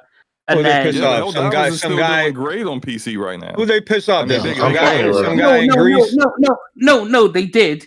But that's the reason why they walked back. He's talking about a few guys on Twitter and YouTube. That's what he's No, but I'm talking about how they rolled back the PSN requirement for Helldivers 2 because they were gonna make it mandatory and then they folded real fucking quick. Right, when you got a bunch of crying babies, sometimes you just give them what they want. All right, take the damn bottle here. Yeah. That's Well, what you no, do it's, sometimes. no, but it's like, hey, one thing you could say about the Steam community is that they stand on business when they go on business. Oh yeah, Doesn't they matter cry how on business bullshit it may too. be. Yeah. No, I mean, yeah, but at least they hold companies to account rather than just accepting all the bullshit they're fed. So that is a plus side. Unless it comes to GPUs and shit like that, then they'll go out and spend. Well, I mean, to be fair, I mean, you know, I'm just saying. Though you only have saying. 3 choices now, and most people love Nvidia, so it's gonna be what it's gonna be. I mean, hardware's Hey, hardware. man, my 4080 Super, I got that for $750. Still kicking. Yep. It is just fine. It runs everything triple digits at 4K. I'm fine.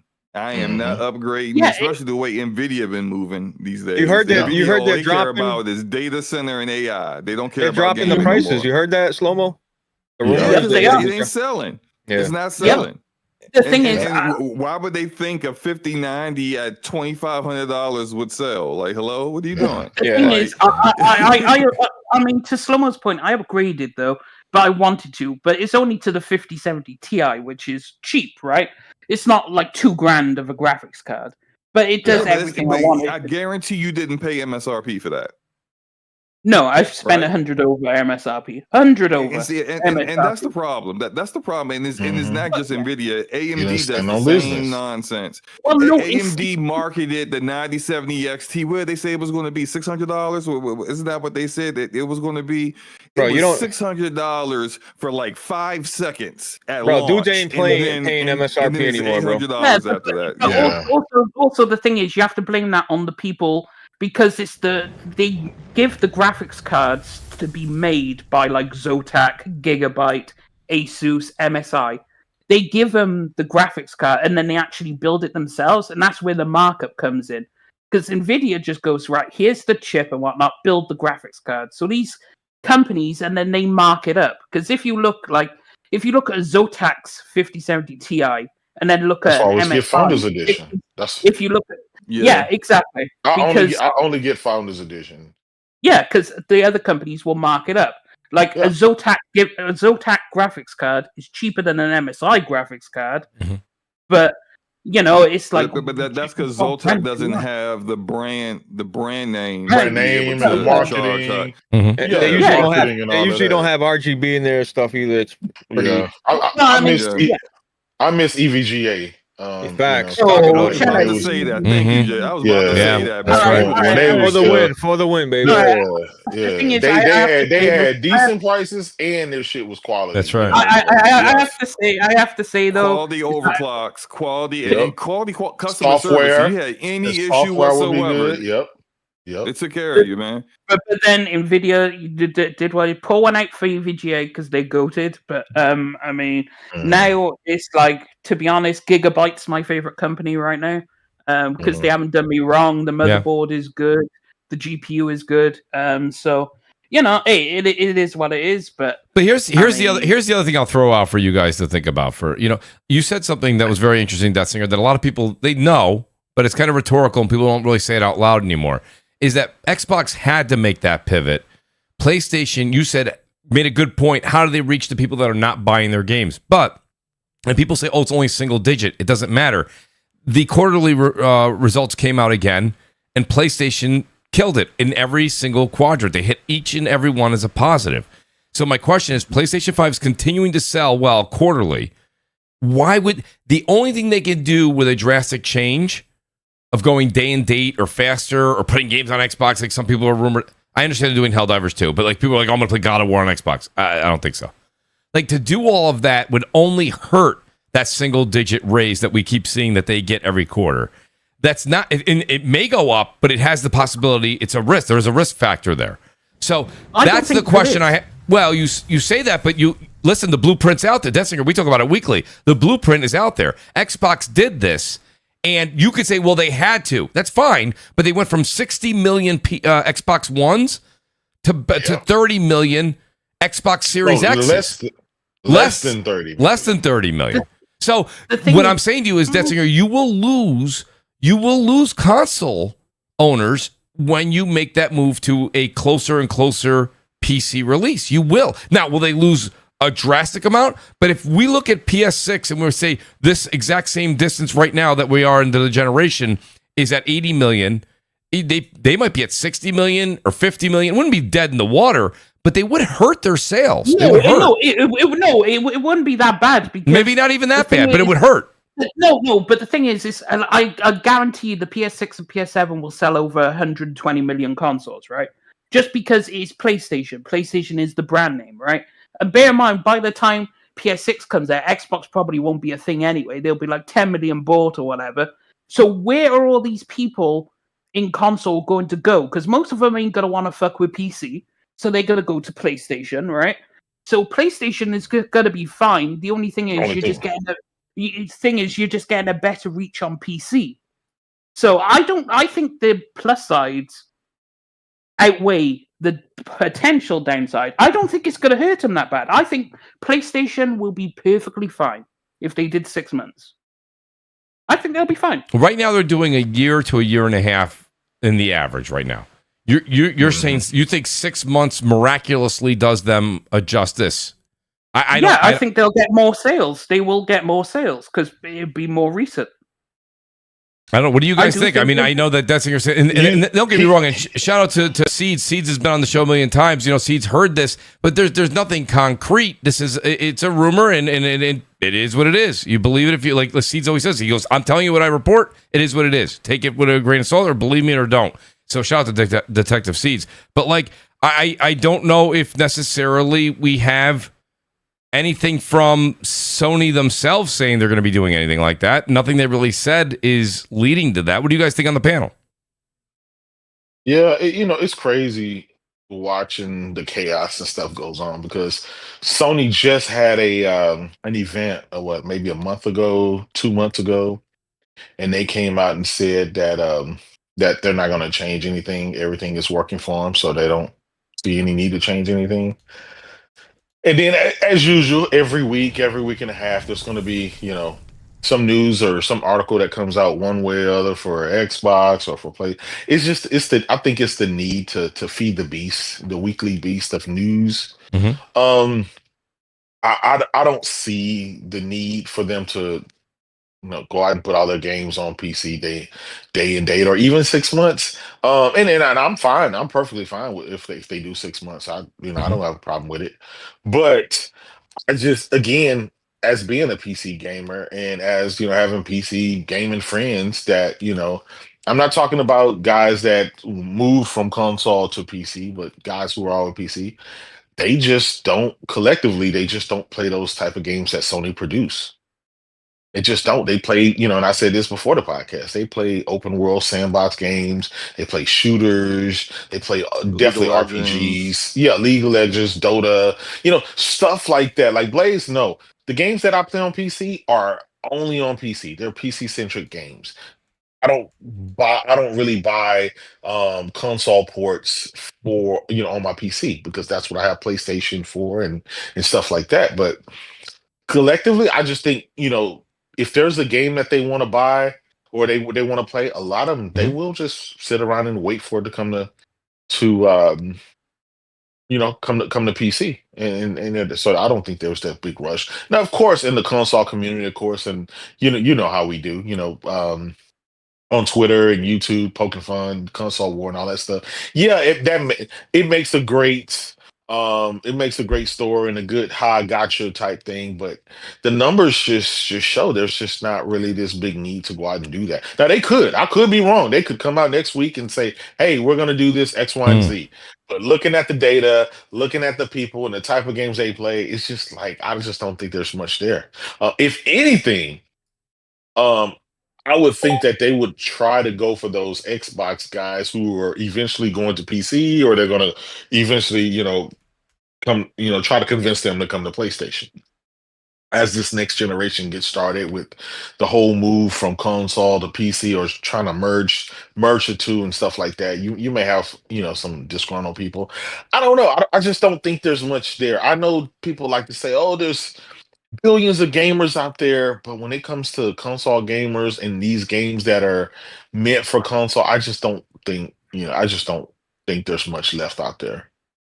Yeah, and I don't have the percentage with me, but shout out to Blessed Red, who's in the chat, and he was going back and forth. He said, I don't think that the strategy of PC players buying a PS5 is working, and shout out to Crap Gamer. Craps was unable to make it tonight, but the last time Crap was on the show, he stated something to the effect, and I don't remember the percentage. I don't know if he said 25%, 30%, but they did put this out there, that there was a large percentage of people on PS5 that are new users. Sony put that out there. They were new. So I'm not saying all 35 or 30% are all PC gamers. I'm not saying that at all. But a chunk of them are. So it is to a certain extent working, right? And when we had somebody, we had a guest on the show, Detzinger, you might remind me who it was. We had somebody on last week or the week before, and somebody was saying that was what they were thinking the case was with Xbox, with Helldivers 2, is whatever little bit of people they still have over there on Xbox, they're trying to say, oh, you got 30 million people over there? Oh, let's put Helldivers 2 on there, so the next time we have a game come out, they'll go buy a PS5 for it, and they won't want to wait a year and 8 months to play it, right? So they're trying to go grab the people that are over there and bring them over. That, I think, is a harder stretch with the Xbox community, because the people that are still on Xbox are like, no, this is where my library is. This is like that's where my friends are. That move will be different. But with PC, listen, sometimes after you build your PC, like I enjoy playing some games on PC, but I got to be honest with you, Ghosts of Yotai comes out in October. I don't 6 months, 12 months, 18 months. I'm not waiting 3 weeks. Like, I'm going to play that game when it comes out. Like, it's just that's me. I'm not speaking for everybody. And I think that a lot of hardcore gamers in the community would, I think, kind of agree, regardless of what platform they prefer. If they wanted to play a game, I'm not going to wait 6 months. Like, we learned that one of the key things we used to all say when we were in all these, we played a lot of video games during the pandemic, right? And the one thing that we used to always say was, hey, enjoy today. Enjoy today. We don't know what's going to happen tomorrow. So we used to say that stuff all the time to each other, and then we quickly forget, right? Now that things have changed, we're back to normal again. But, like, at the same time, it's like, I'm not waiting 6 months if I want to play a game that now, if it's a game you don't care for and you're waiting for a sale, hey, more power to you.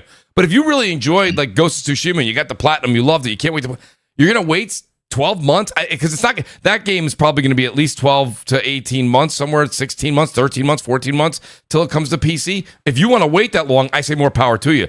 But I don't think that that's something in the hardcore community, gaming community, that most want to wait for. Do you guys feel that same sentiment, or no? That's not how you guys typically decide your next game or your gaming purchase. I'm waiting for a Mooch, and there's games that I would wait for, but definitely that's not one of them. You know what I mean? Right. Yeah. People have been clamoring for PlayStation to put out first-party games, bro. Yeah. For the third-party games, a lot of third-party games I can wait. First party games, I can't wait. That's day one. And again, it's not just FOMO. It's just I've always been that way. If it's something I want, I'm grown. I'm gonna get it. Yeah. Like, I'm sitting around and wait. Now, I mean, listen, everybody on this panel, you can't lie. We all have fucking backlogs. We all have things that we need to catch up on. And we're hoping there's one day that we're able to catch up. But the way these games drop, dude, it's like, dude, we got Battlefield 6 a beta we're gonna be playing this weekend. We got Mafia Old Country, Old Country. And more that's coming. Madden came out today too. Yeah, Madden. I totally forgot about that, right? On top of the fact that all the games that are dropping this month, in the month of August, it's bananas. I mean, it's bananas. You got like 2 or 3 games dropping on the same day, on the 29th of this month. It's just crazy. No, you're that's exactly it. And I want to just say, as we welcome Kofi to the show, is that, Jay, what you just said is true. And everybody on this panel, we already talked about it. We'll use Battlefield 6 as a say, right? You've got that. Then you got Battlefield that's going to have it's rumored that's going to be sometime around the holiday. Maybe we'll have a Battle Royale or early next year. Then you've got Warzone, and the new season starts up. Black Ops 7 and all that. Madden. You're going to have NBA 2K coming out soon. Yeah. My point is those games are the live service. They take a lot of time up too, right? So if you're already playing through, you said the backlog, you could maybe get through 1, maybe 2 games, but you still have 40, 50 left in your backlog you haven't even got to. And we have it now. We're going into fall where there's games coming out September. I don't know if anybody, Dessinger, usually you pull it up really quick. Look at the September games list. Ridiculous. It's unreal, isn't it, Kofi? It's crazy. The thing is, though, that new Bloober game is coming out. Was it Chronos New Dawn? Chronos, yeah. I want to get the thing before that is Hell Is Us, which looks Hell Is Us. right up my alley. Amazing. Like that is, I've been waiting for this game. Play the demo if you haven't played it. It's crazy. It's like September. The demo came out. This was I didn't even know the demo came out a month ago. Yeah, it did. It came out a month ago because it was out on PC. Because I tried it on PC. How does it play? How does it play? Does it play well? I didn't play the demo. It plays good. It plays good. It plays good. Hell Is Us is going to be a good game. I have a feeling. From the demo, of course, but now console players. If you're into those type of games, some people aren't into those. So I always add that caveat. But the thing is, what you said about September though, game releases, is like bear in mind in September you also have big live service games. You have NBA coming out. You have FC. Yep, right. FC. Yep. Call it what it is. FIFA coming out. Yep. You have Final Fantasy Tactics, which I'm super stoked about. Yes, great game. And then you have Silent Hill. F. Yep. Then you have my God, which is then you When's have Operators coming out? When's that coming out? Oh, you also have Dying Like the Beast. Then you have Borderlands 4. Yeah, that got delayed, right? Yep. Then you have Chronos. And then it's Indiana Jones DLC if you're into that. So September's like packed. October is packed as well. It is. I'm waiting for the I'm waiting for the Outer Worlds too. But it's like there's so much in the backlog. Like but not every game is for you. You know what I mean? So it's good that happens. But the thing is, it's like Monster Hunter Wilds is still in my backlog. And Assassin's Creed. Wow. And also Assassin's Creed Shadows still is because it's like all these games keep releasing. Like I'm looking forward to Lost Soul Aside now. I got Mafia going on. Like I can't go playing these games.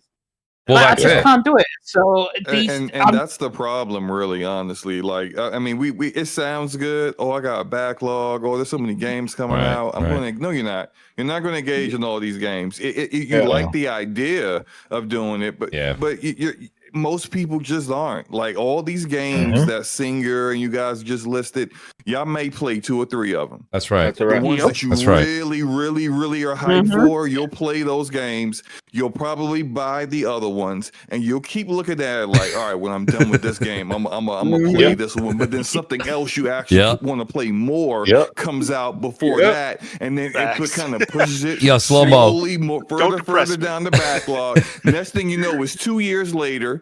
And you're like, oh, I forgot this X game was still installed on my storage. Slow-mo said right now. He said you'll all be staring at it. Install that and never see it again. This is the lifespan of our because I'm one of us, so I'm not going to act like it's y'all. It's a us problem. Yep. This is what we do for the vast majority of the games we play, and knowing that like 50% of the games that are being played right now on console, roughly on console and PC, are the same 12 games.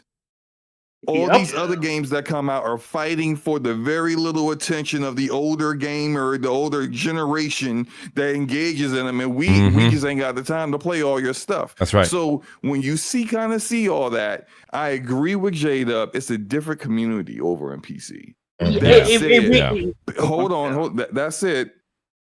PC, if you look at the annual statistics, PC has been growing at a higher percentage than console gaming. I'm talking like on a macro level, like as far as like overall revenue growth.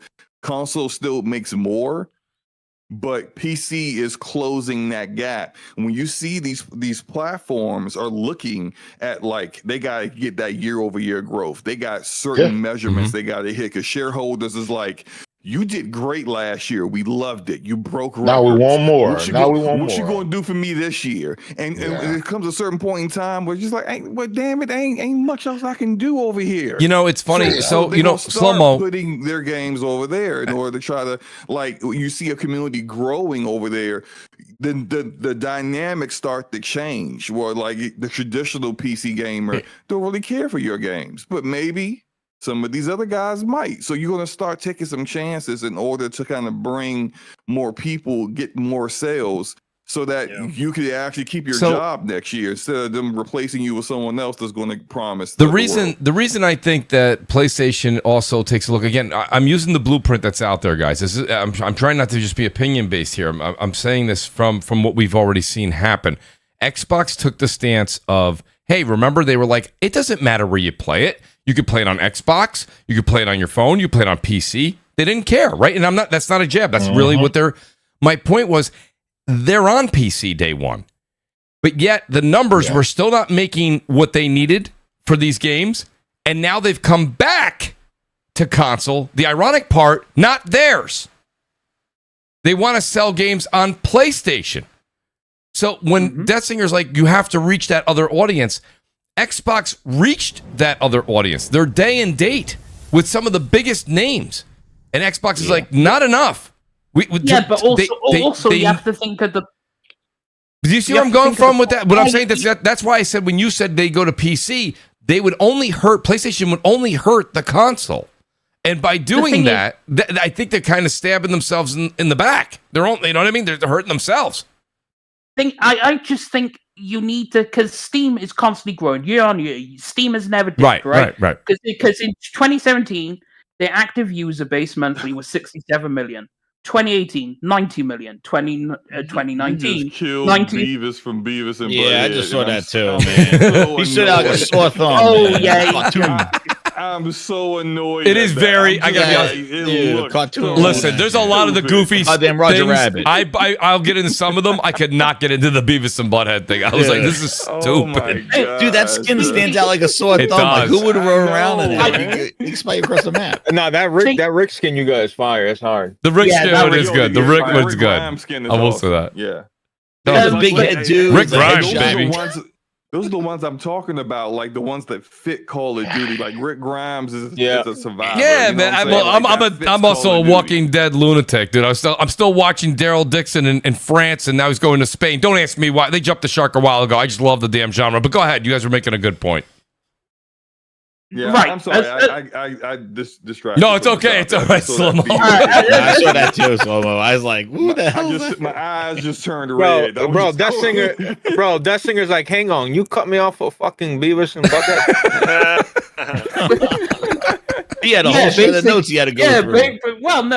I was on page 3. As I was saying what I was saying. So you go from 67 to 90 to 95, 120 to 132 to 140 to 150. Steam is now going nowhere but up, right? So you have these people, now they're choosing to go to PC because all these new people coming in are going, okay, well, I want to go here. So you need to meet the audience. And if PC just keeps growing and it just keeps going, eventually you're going to have to sit there and go, these people ain't going to come to us, so we have to go to them. That's just going to be a reality. So, and especially if they keep inflating these damn budgets for the games, you have to make the money from somewhere, right? So you are inevitably going to have to meet this market at some point. At some point, Sony will have to, just to make the most money they can make. They're like, right now, they're having their cake and eat it too. They're saying like, yo, we got 80 million consoles. We've been doing this for 4 or 5 years. The console sales have not really slowed down. They bought a Pro.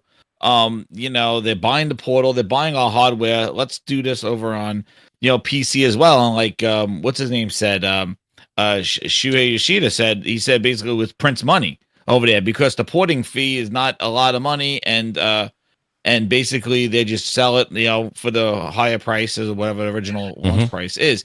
So the thing is right now, they are kind of having their cake and eat it too, but getting their money and stuff like that. The thing is, though, is that doesn't mean that it won't catch up to them when it comes to PS6. So when it comes to that deciding time of when those games people want to play are available on other devices. So until that catches up with them, they will probably just continue to do this, do it faster, see what they could get away with, where it doesn't tap in to their sales, their hardware moving, things like that.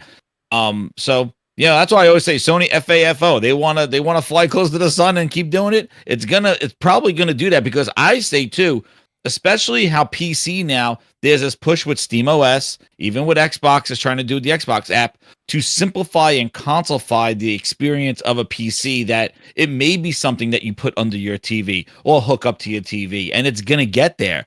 And when you're sitting there and you're trying to sell something similar to that, the console now, the PC, these micro PCs, I have a couple of them too. I hook up for and it's great. Like, they're great little things. You hook them up to your TV. The experience, though, the keyboard and mouse trying to get to where you want to go, that's always annoying. So if SteamOS and what they do with the Xbox app kind of do that, now PlayStation's like, whoa, wait, we're just feeding kind of something that eventually may compete with us. Do we reel it back in? What do we do? So the one thing that they're doing right now is keeping everybody on edge, where they're not coming out like Microsoft did and said, everything we will do or will ever do is going to be this, like set in stone. They're keeping people like, here's a year and a half, here's a few months, here's a year, here's a few months. So like, they are going to keep it dynamic probably as the game performs. And if the game starts not selling anymore, then they'll have a faster port probably over to the other devices. Same thing goes, I think, even with the Xbox stuff. Like, I do think that more games will be going to Xbox, just because they'll do it until they see it affect their hardware, affect their sales. They're not going to stop. So let me ask you. So I'll put this question out there, then I'm going to read a couple super chats while we're on topic here. But I think this is really interesting, right? Discussion point. Does Sony PlayStation see Xbox as a competitor anymore? Are Sony's decisions on PC affected by Xbox's future? And that also ties into what Jez was saying right there about, will you see something like Fair Games go to like an Xbox, a live service game? That's a possibility. Got a couple of super chats here. Shout out to Slow-Mo. Slow-Mo, you said you have to leave in 10 minutes. Let me know when you have to go. We'll do a great outro for you, buddy. Danelle Brown, he says hit the like button, by the way. Shout out to Slow-Mo. Danelle Brown says, before people talk about Sony putting games on PC, they have to release games first. They are releasing accessories, morbid games. Shout out to Danelle Brown. He wants to see more games.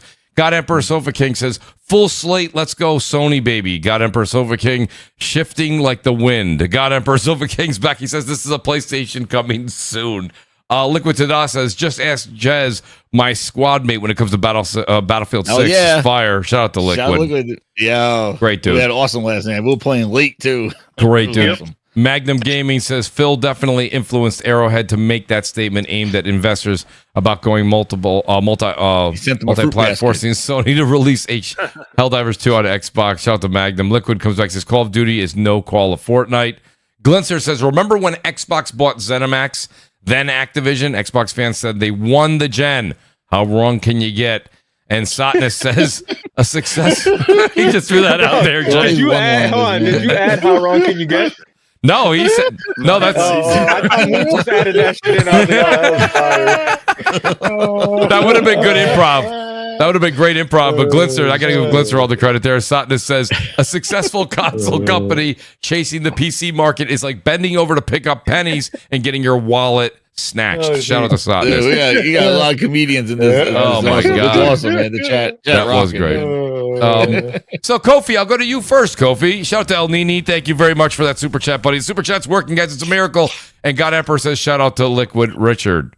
Not sure who that is, but thank you, God Emperor Sofa King. So Kofi, let me ask you, you're just getting here during the real good parts. How much do you think that's actually a thing that maybe PlayStation's just like, we can do whatever we want now. We don't really have a competitor. And, people used to be rumored that Apple was going to jump into it. We saw Amazon did jump into it and jump right out of the pool. So, they got one foot in there like, it's cold. And they left. So here we are. What do you think? Where are we with all this? And again, there's also the, discussion of whether or not the game's going to come to PC quicker than the 12 to 18 months we see now. Well, when I look at the earnings we saw for Xbox overall, right, their revenue is really high. I know revenue is different from profit, and I know that's been an ongoing conversation. Yes. I think despite that being very large, PlayStation in general, as a competitor to Xbox, celebrates how few Xbox consoles sold this generation compared to last generation. I think they look at themselves as, being big winners because of all the IPs they introduced last gen and carrying over those IPs to this gen. So that cockiness and that preparation to make as much money as possible is showing its head. I think, Jez, you said it really well. If they feel like their console sales are healthy enough, even when something like Helldivers 2 goes to Xbox, or if they continue to port games to PC maybe sooner, and things continue as they are, they're going to go, why not? I can't see an argument against that, because if they do have to steer the ship in a different direction, I think they'll do that. They'll chase the money. And let's say, for example, Switch continues to kill them because they are a portable option. I think whatever Sony has and these rumors of a mobile device, I think they're going to try to compete better in that market as opposed to the Portal. Not that the Portal's crap, but I just like things that can play, local games locally. So I think they're willing to try anything at this point, especially when we don't really maybe it's just me. I don't have much confidence with Xbox remaining in the hardware market for multiple generations. Maybe a couple of iterations of the series, but I think their focus on AI and software and Samsung TVs possibly playing your games is more of a priority to them long term. So with them leaving, Sony just needs to protect their subscribers. Right, the people, many of us, myself included, who still pay to play online, and at least fortunately, we do get a good, healthy catalog of games.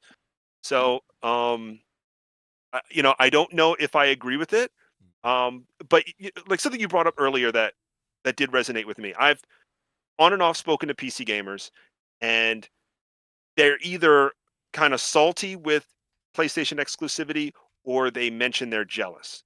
Typically, like the release of Final Fantasy 16, I remember many of my, PC-centric friends hated that. And then before Stellar Blade was released, they were salty about that one. And I do notice that sometimes components are too expensive. Some, for example, for the enthusiasts that want the 5090s or that want the cutting edge hardware, sometimes get to a point where they're like, I just kind of want to play the game. Right. And I don't really want to build a PC right now. I might build a PC when the next iteration of GPUs or CPUs come out. Right. So I think there'll be some competition with that. Obviously with, I don't want to bring in politics, but there's going to be some possibly greater taxes on these components. Gamers who want to play a certain game might go for the cheapest option. And I think that in part will always be a console, Well, I'm glad you brought that. Actually, that's a great segue. I don't have that as a topic, but it does become relevant. Shout out to Moore's Law is Dead. I believe he's the one that covered it. And the way that he was hearing things is Sony's working on. He really does think that cost is always a major factor, right?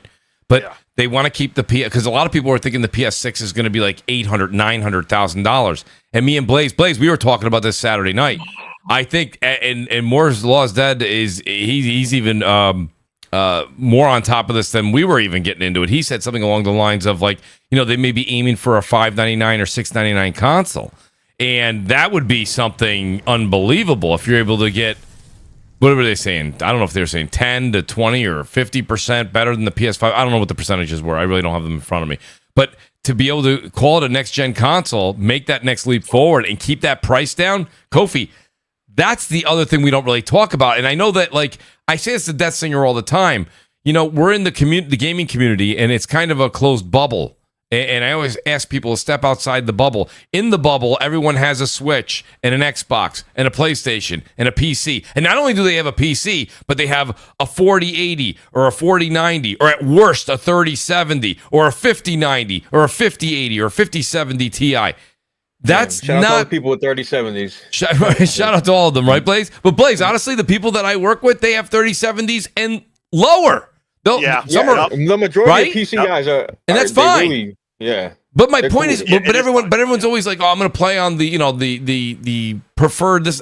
If you have a PS5 Pro and you're still rocking a 2070 Super, now I don't have the stat lines in front of me, but I would assume that the PS5 Pro's holding its own against something like that. Absolutely. Right? Absolutely. So it's not always like, because Death Singer's on the show every week, and Death Singer's, I got a 57, and don't get me wrong, he has every right to say that. But like that's you got to step out of the bubble. That's 1%. That's not necessarily. But if you have a PS6 that's going to come out, and I don't think it's going to be $499, but it might be $599 according to I think Moore's Law said that, or maybe said $699, whatever. Maybe it'll be the same price as the Pro. That might be something that's still enticing enough for a casual to go out and make that leap to the next generation. Building even a budget PC that's very, very good but very affordable. You have to be over $1,000. I don't know, $1,100, $1,200. You guys are all PC guys in here. Slow-mo, that's your world. Slow-mo, even a budget PC, right? You say, I'm going to go get myself a 5070 or I'm going to get myself, it's hard to get the older cards, right? But if you wanted to go grab if you can get your hands on a 4080 and make a build, you're probably somewhere around $1,000, right? You got to still buy the case, still got to get the CPU, still got to get 2 terabyte, right, solid state drive. There's a lot of things you got to go out there and grab. Yeah, so I haven't gone in PC Part Picker and put something, because I need to build my son a new PC now that the Windows 10 is going away. Essentially, is not being supported those operating anymore. systems last forever. What happened? Don't forget the RAM. Don't forget the RAM, Mooch. That's right. Oh, don't forget the RAM. That's right. Thank you. Power supply. Yeah, his motherboard can't do Windows 11. It can do it, but essentially it's like it doesn't have the TPM in there. So I'm just gonna build a whole new PC because his motherboards is like from like 2018 anyway. So I'll build a new one soon, and I can kind of get. He's like, he plays freaking Roblox. That's the only thing he plays. So he doesn't really need a big heavy duty. Bro, PC my son anyway, included. like I don't know what they see in that game, bro. I really don't. Yeah, Dude, I have no clue. Roblox is It's taking over. it's a platform. It's not a game. It's a platform. Yeah, it's a platform. But slow-mo, It's crazy. Slow-mo, why not? It's a platform too, but I mean, the reason why I brought it up was that like I'll be building a budget PC for him pretty soon, and I'll see how the pricing goes. But I'm interested. When I put his together, like I used pretty much a lot of old parts I already had. Yeah, but like I may have spent like a good $600 of everything else. But that's budget, and that's for way more than that. But you're even going lower than my example. The thing is with it, it's always depending on what your expectation is. If that's you for Roblox, high resolutions and high frames, then you got to go get something else. Like you could still play games on low end hardware on PC. You just your expectations got to be in check. You're not mid-range PC is not a bad thing, bro. Like people think mid-range PC could body a lot of consoles out there. Yeah, exactly. No, I got one of those. I got a one with a freedom to really put like you could choose the frame rates you want. Really, if you have a decent build that's well built, well put together, you can if you want 60 FPS in a game that's only 30 on console, you can do that. If you want to play your game at far higher than 60 FPS, but you got a little bit of compromise, it's like it's really about how you want to game and what is good for you, and not really having to rely on a developer to tell you, well, this is what we chose to do on console. And so like if that's the route you want to go, like I'm that's not me. Like I typically go for an NVIDIA XX80 something. So I'm always probably spending about $1,000 on my GPU, and that's the lane I'll always be in. But I mean, I see plenty of PC gamers that don't care about that. They play at 1080p. I don't know why, and they're like running at games at like 240 frames per second. I'm like, hey, look, it's all about your own experience. Exactly. Counter-Strike, they're playing Apex Legends. I play at 1080p in Fortnite. I've said this for a long. Yeah, because if you play see, here's the thing. In Fortnite, I turn off all the graphic settings. I turn everything to low or off. And you one of those guys that turn everything to low so you can see people in the bushes. Yep. Yep, because fuck those kids. Come on, bro. Really? What are we doing here? No. It's all for the competitive edge, and I like to dial everything down so you. I know, but it's Fortnite. It's Fortnite. Yeah, but it's still a competitive game. I'm not going to be a loser. It's competitive. It's a competitive game. Let me tell my 11-year-old, hey, Death Singer's coming for you. Yo, My 11-year-old actually, but you know what's funny about that? They're bringing everything's like proximity. polygons except as The characters.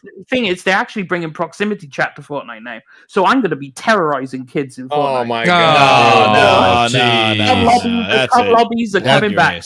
Yes, let's go. That singer never doesn't shock the audience every week. He always has a new one. Right, if you're still playing that 1080p, bro, please go to the eye doctor, please. Please, I'm begging you, please. Are you playing on IPS? What kind of monitor are you going to talk about? No, I got a 1440p. I play it 1440p. You imagine walking by a bush and you get that singing. No, the thing is, I play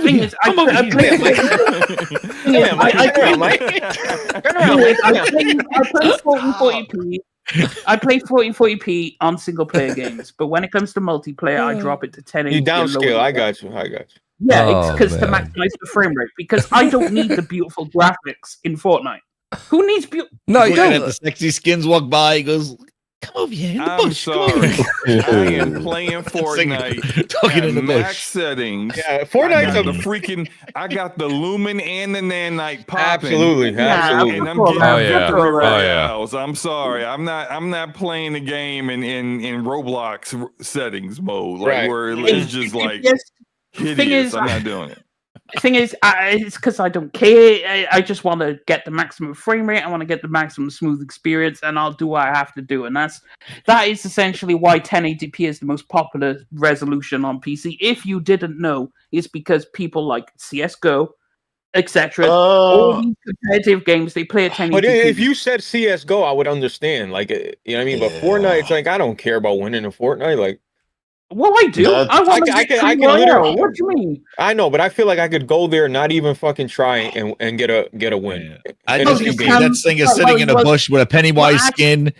Hey, well, actually, thing is, using proximity chat. But the thing is, if you get out to the Switch lobbies and the bot lobbies, like it actually is really competitive. Sure, you can easily get a win. They put you in lobbies with new players and bots when you first start playing, and then their SBMM kicks in once you start getting. No, brother, listen, I got a kid, bro. I play Fortnite with him. I play Fortnite. Like, trust me, we run duos all the time. I'm just saying, we win more than we like. I don't know.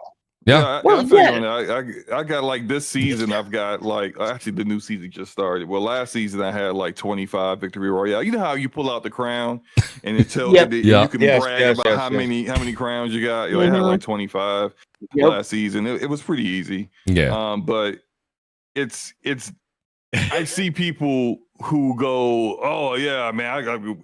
They first started playing Fortnite. They're like, I got 5 wins in a row. I'm like, okay. Well, yeah, that's Switch lobby. That thing turning everything off. He's sweating. He got a washcloth around his neck going. The thing is, though, turn everything down. The fact they bring in proximity chat into the game is going to be hilarious because now you could roast people when you body them. Like after you body them, you could log it in there. Which is hilarious. Proximity chat immediately. No, I'm keeping that on. He's hiding in the bush. Actually, no, I will turn it off. I will turn it off because if I lose a fight to like a 10-year-old kid and he starts dancing on me and calling me all the kinds of names, that I'm gonna reach through the screen and beat the crowd. It's gonna happen, right? You can have some kids making off in there, but I think it's gonna be fun. I think it'll be fun. I'll tell you. My question for Slow-Mo is: Slow-Mo, you say to build the budget. The only thing, and this is just a question: why wouldn't you just go pick up those PS5s that are going to be on sale in 2 months for $350? You can go pick them up for Roblox. It'll be like King of the Hill. You know what I mean? He's also like he's going to be using the PC for school too. Okay, all right. So yeah, if it's dual purpose, that's fine. Still, no, I got it. I'm just wondering for dollar amount, you know. What? I mean, because like I saw a lot of people in the chat. They were like saying this early. It was probably about 35 minutes ago. They're like, a lot of younger folks don't play on console, and I'm like, well, I don't know if that's necessarily true. I mean, my kids have consoles. Their friends are all playing on consoles. Now, do they talk about PC or building? Yeah, and if you say maybe as they get to like maybe more like high school or college or something like that, maybe they'll want a PC. But I think a lot of parents are not doing what Slow-Mo does. I think a lot of parents just buy a kid a console. I think. Am I wrong? I mean, what are you guys all? Are your kids all? What got my son into the PC? Are your kids all playing on 4090s, or what's happening? Bacchus mods. My girl won't let me build a PC for my kid because my girl hates, she hates my game room. Not She's the like, T-pose. She hates my game room, Blaze. Stay out. Mooch, I got a roll. All right, yo, Slow-Mo, thanks for being here, buddy. I really appreciate it, man. Great having you on, Slow-Mo. Slow-Mo. Let's run some Battlefield tonight. Yeah. Oh, you getting on? Yo, I'm down. Yo, just hit me. I got to take care of some things with the family, but I'll be probably getting on in a couple of hours. All right, bet. All that late night gaming, man. Yo, Slow-Mo, great to have you, buddy. Guys, check out DPS Podcast, 9 p.m. Eastern on Thursday nights. Him and Great Gaming Forte. Appreciate you, Slow-Mo. Hey, no problem. You guys have a great night. And look after your knees.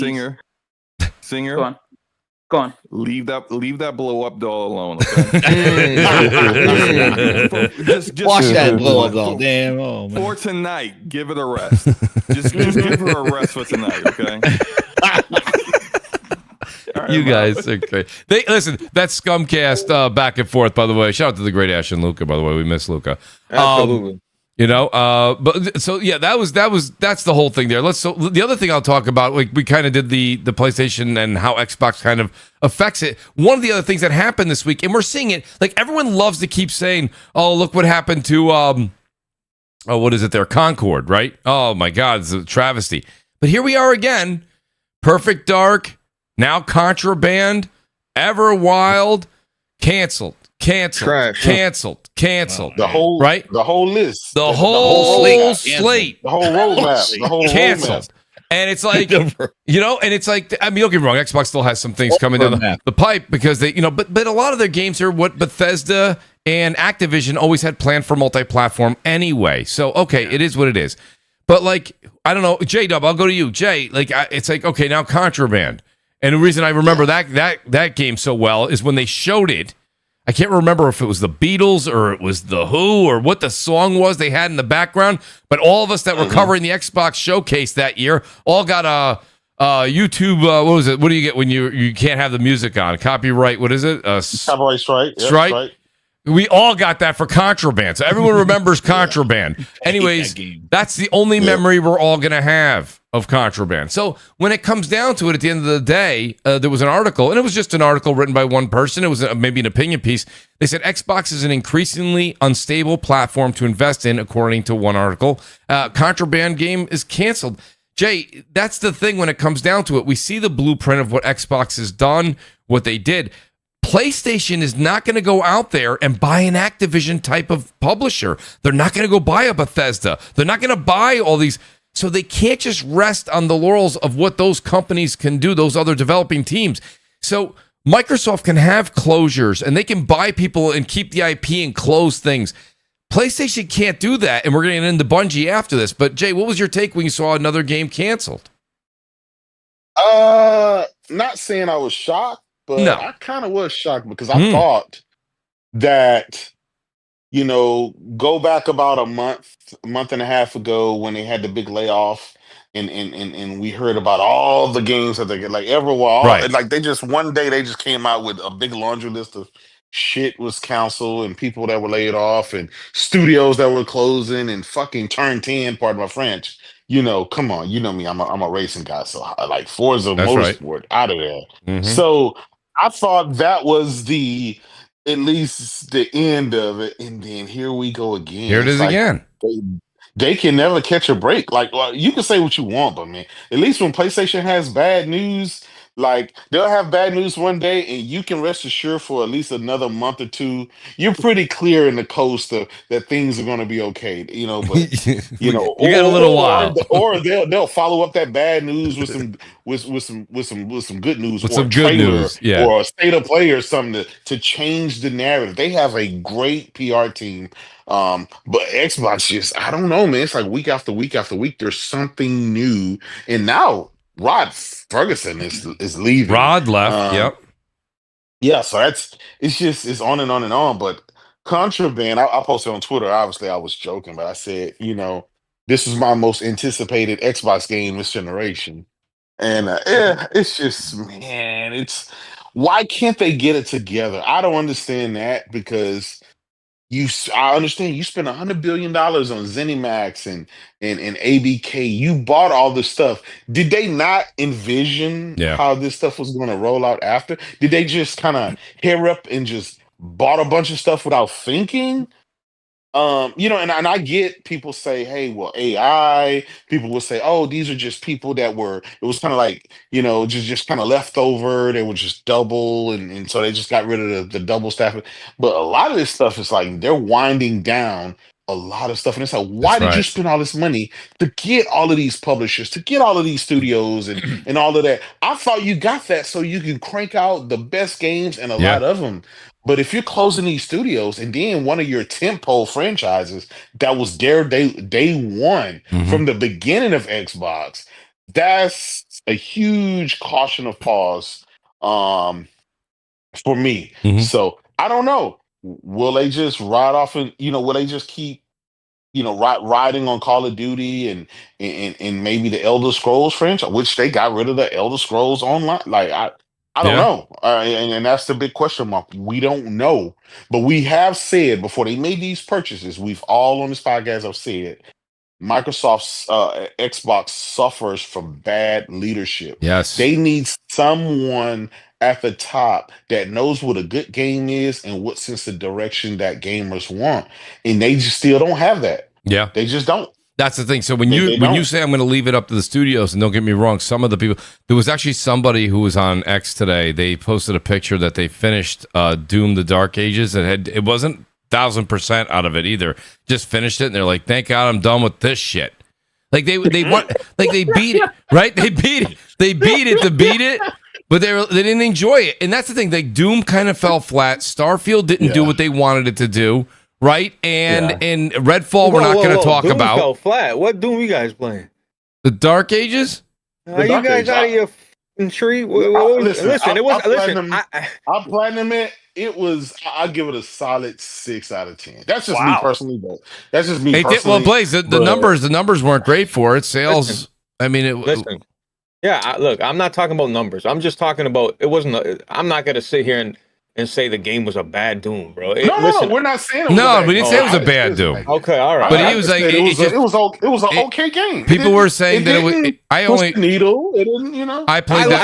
I do like 16 and what's the other one? I can't. Oh my god! Please, someone help me. 16, I thought was great. The other one is one. Please, someone in the chat. Doom Eternal. Eternal. I do like Eternal and 16 over that, but I still thought. Well, that was my point. That was my point. That's the whole out of the 3 that recently came out, because no one's going to go back to the one that was back from 1997. So like the 3 that came out, this was the worst one. I planned them too, J though. By the way, it is what. Again, it's I didn't say it was a bad game. It's not bad. Like it wasn't broken. It was just. It didn't. Can we admit this, right? Xbox has some games. They have some pretty decent games, right? Not bad, but they don't have anything that lights the world on fire. Like when PlayStation, typically drops a first party game, it kind of lights the world on fire. There's a lot of attention and people know it's like it's going to make a statement. Barring Concord, I know people are gonna bring that up, but barring that one, but like we got Ghost of Yotai. We know that game is gonna be great. It's just that's the pedigree for it. Microsoft puts out decent games, and not bad, but none of their games really push the needle like that. And that's the thing. People, system sellers or we spent $500, $600, $700 on these consoles. We like a variety of games.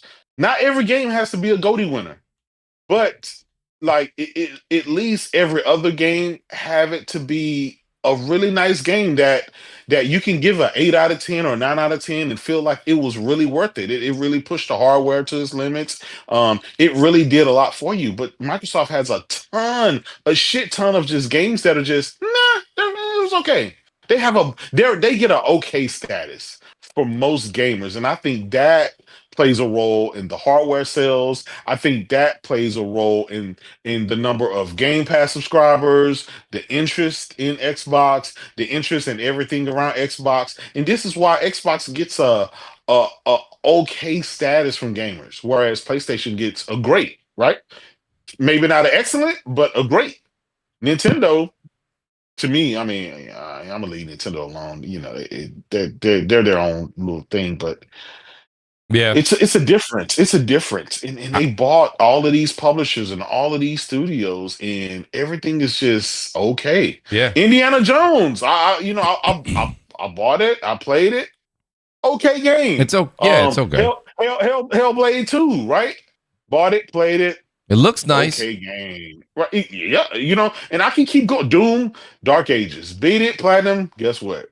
Okay game. And we can keep going down the laundry list. So the games that Microsoft has yet to release yet, because of their track record, those games will probably just be okay. And I don't know if that's because of, hey, just make the game and put it on Game Pass and let's just move forward. Or like, will they make a game that is just like, hey, this game has to define what Xbox is about. This game has to do X, Y, and Z and X, Y, and Z. Like Sony would never release a God of War or Gran Turismo or Horizon or any of their tentpole franchises and just let it be an okay game. It has to be it has to excel above the rest. And that's what I think Xbox is lacking. And they have the studios. We can't say they don't have the talent. I just think that's an opinion, though. I'll say this, J-Dub. If Doom, don't the numbers back me up more so than not? No, but that's an opinion about the quality of games. Like personally, true. I love Avowed. I'm gonna love the Outer Worlds. Yes. I'm gonna love Fable. I'm gonna love State of Decay 3. I already know I'm gonna love these games because they're made by some of my favorite studios. Now, none of those games made you go out and buy an Xbox. Well, no, that's kind of what I'm. That's what he's getting at. He's saying that's what I'm getting at.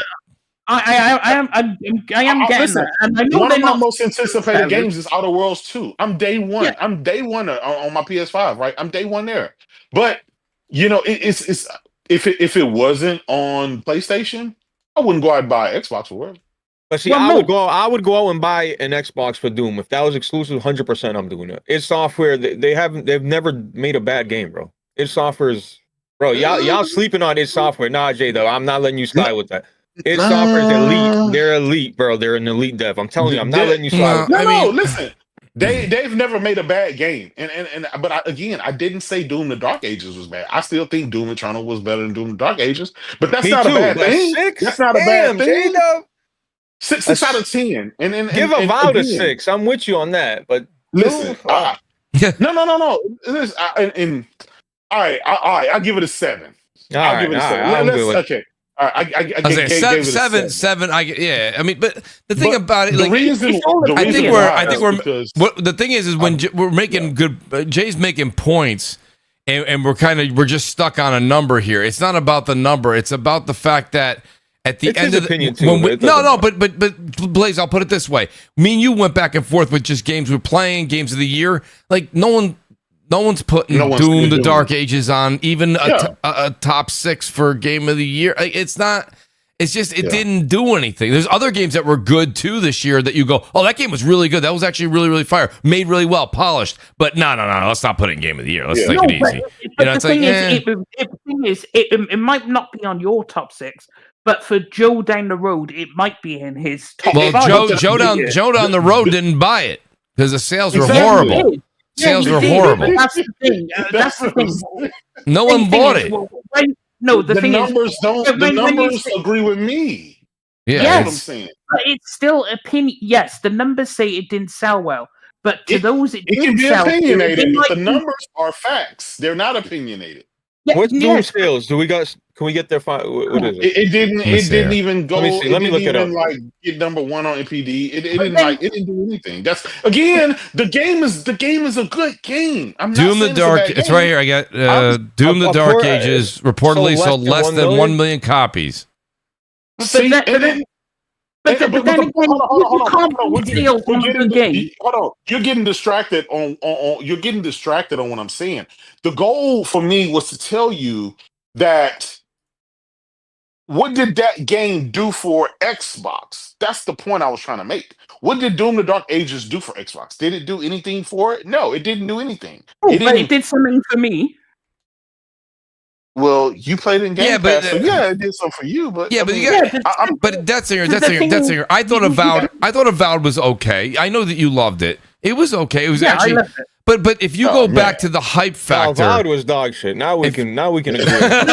Please, but if you go back to when Avowed was shown, if you go back to when Avowed was shown, right, and the hype behind it, and what was this and that, every time they showed it, it looked like more of a downgrade, more of a down. Now I will say the combat in Avowed, I thought it was fun. They did something that was really, really cool. The color palette was awesome.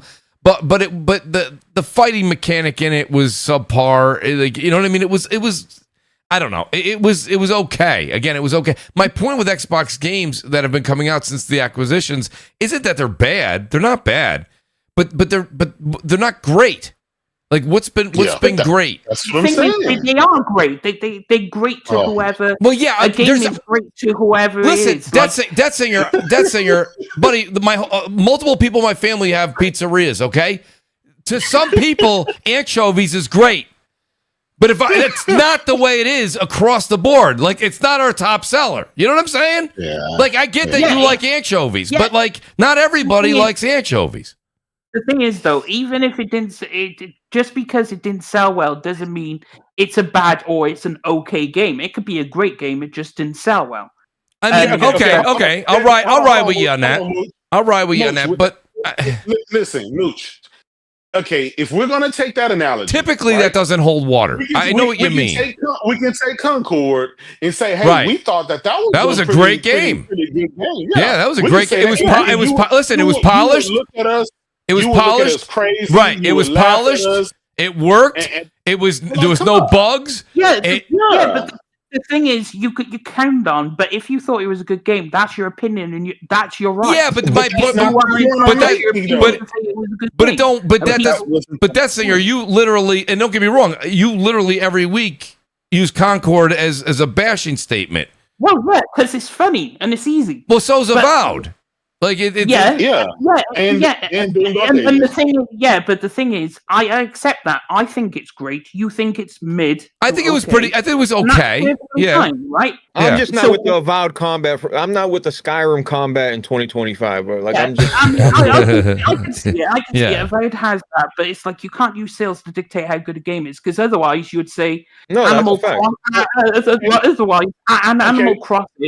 a better game. That's singer. I agree. I agree with you because in our gaming community that holds water. But typically those things are somewhat married, right? They are at least they're connected by that's just the way. Like when a movie is good, right? It generally at the box office you hear it on the Monday after a movie comes out. Box office sales, you know what I mean? $800 million in the first 3 days, or some of those older Marvel movies, over $1 billion in 5 days. They're tied together. Now, all of a sudden, there's an artsy movie comes out, and everyone's like, "That's not good." And you're like, "Oh, I love that one. I love the painting in the fields by Jim, Smith. Oh, great!" But nobody went to watch it, so most people would categorize it as not a good movie. That doesn't mean it's not a good movie. Yeah, but then that's where it comes down to. They're married. They are linked. Yeah. No, but if you come down to it, if you're like sales judges how good the game is, or they're married interlinked, then that means Animal Crossing is better than Spider-Man, is better than God of War, and is better than Horizon, because none of them could touch the sales of Animal Crossing, right? To be fair, that's kind of true. None of those games, besides Animal Crossing, on it didn't matter, right? Right, but Animal Crossing then would be a better game than God of War because it doubled its sales. If it was on Nintendo, then you could make that. If it was on the Switch, you could make that judgment, but it's not. So it's kind of But anyway, I still think we're getting sidetracked. The goal is none of these games that Microsoft spent $100 billion for are doing anything for the platform itself. And so, did you just spend $100 billion just to maintain just status quo? Or did you want to go out there and compete and get all the money and make a name for yourself and have people waiting for the sequels to these games? Because I guarantee you, nobody's waiting for a sequel to Doom Dark Ages. Nobody's waiting for Avowed 2. Nobody's waiting for the rest of that crap. It's just not. And the numbers do matter. The numbers say people were interested enough to buy this game. People were interested enough to play this game or to even download it in Game Pass. But the numbers show what the numbers are. And that says the majority of the people didn't find much interest in these games. And so is that okay? That's what I'm asking. That's the question. Yeah, that is fine. But do you game for everyone else or do you game for yourself? No, we're on a gaming platform podcast right now, and Mooch asked me a question, and I answered the question, and that's kind of what it. We can't take this stance. Well, I thought it was great, and then so my opinion is just it is what it's like. No, it's the masses. I get it. Some games I like and I play. A lot of people don't, and I understand if they call it dog shit. I let them call it dog shit, and I don't dispute that. It is what it is. The numbers show that this game wasn't accepted by the majority of the people, and I'm okay with that. Look at Call of Duty, right? Call of Duty sells, and people make fun of it all the time, right? But you can sit there and say, is it bad? It's not bad. I mean, there's millions upon millions of people buying it, not only every year. So you could sit there and be like, I hate Call of Duty. You can hate it, but you can't say it's bad. Like it sells very well. I mean, are that many people just throwing $70 out the window at bad things? I mean, you can say it's bad because it's your opinion. Like, I think Call of Duty 6 is a good game? Everybody's entitled and has an opinion. That's fine. Right. But when it comes down to it, typically you do have to.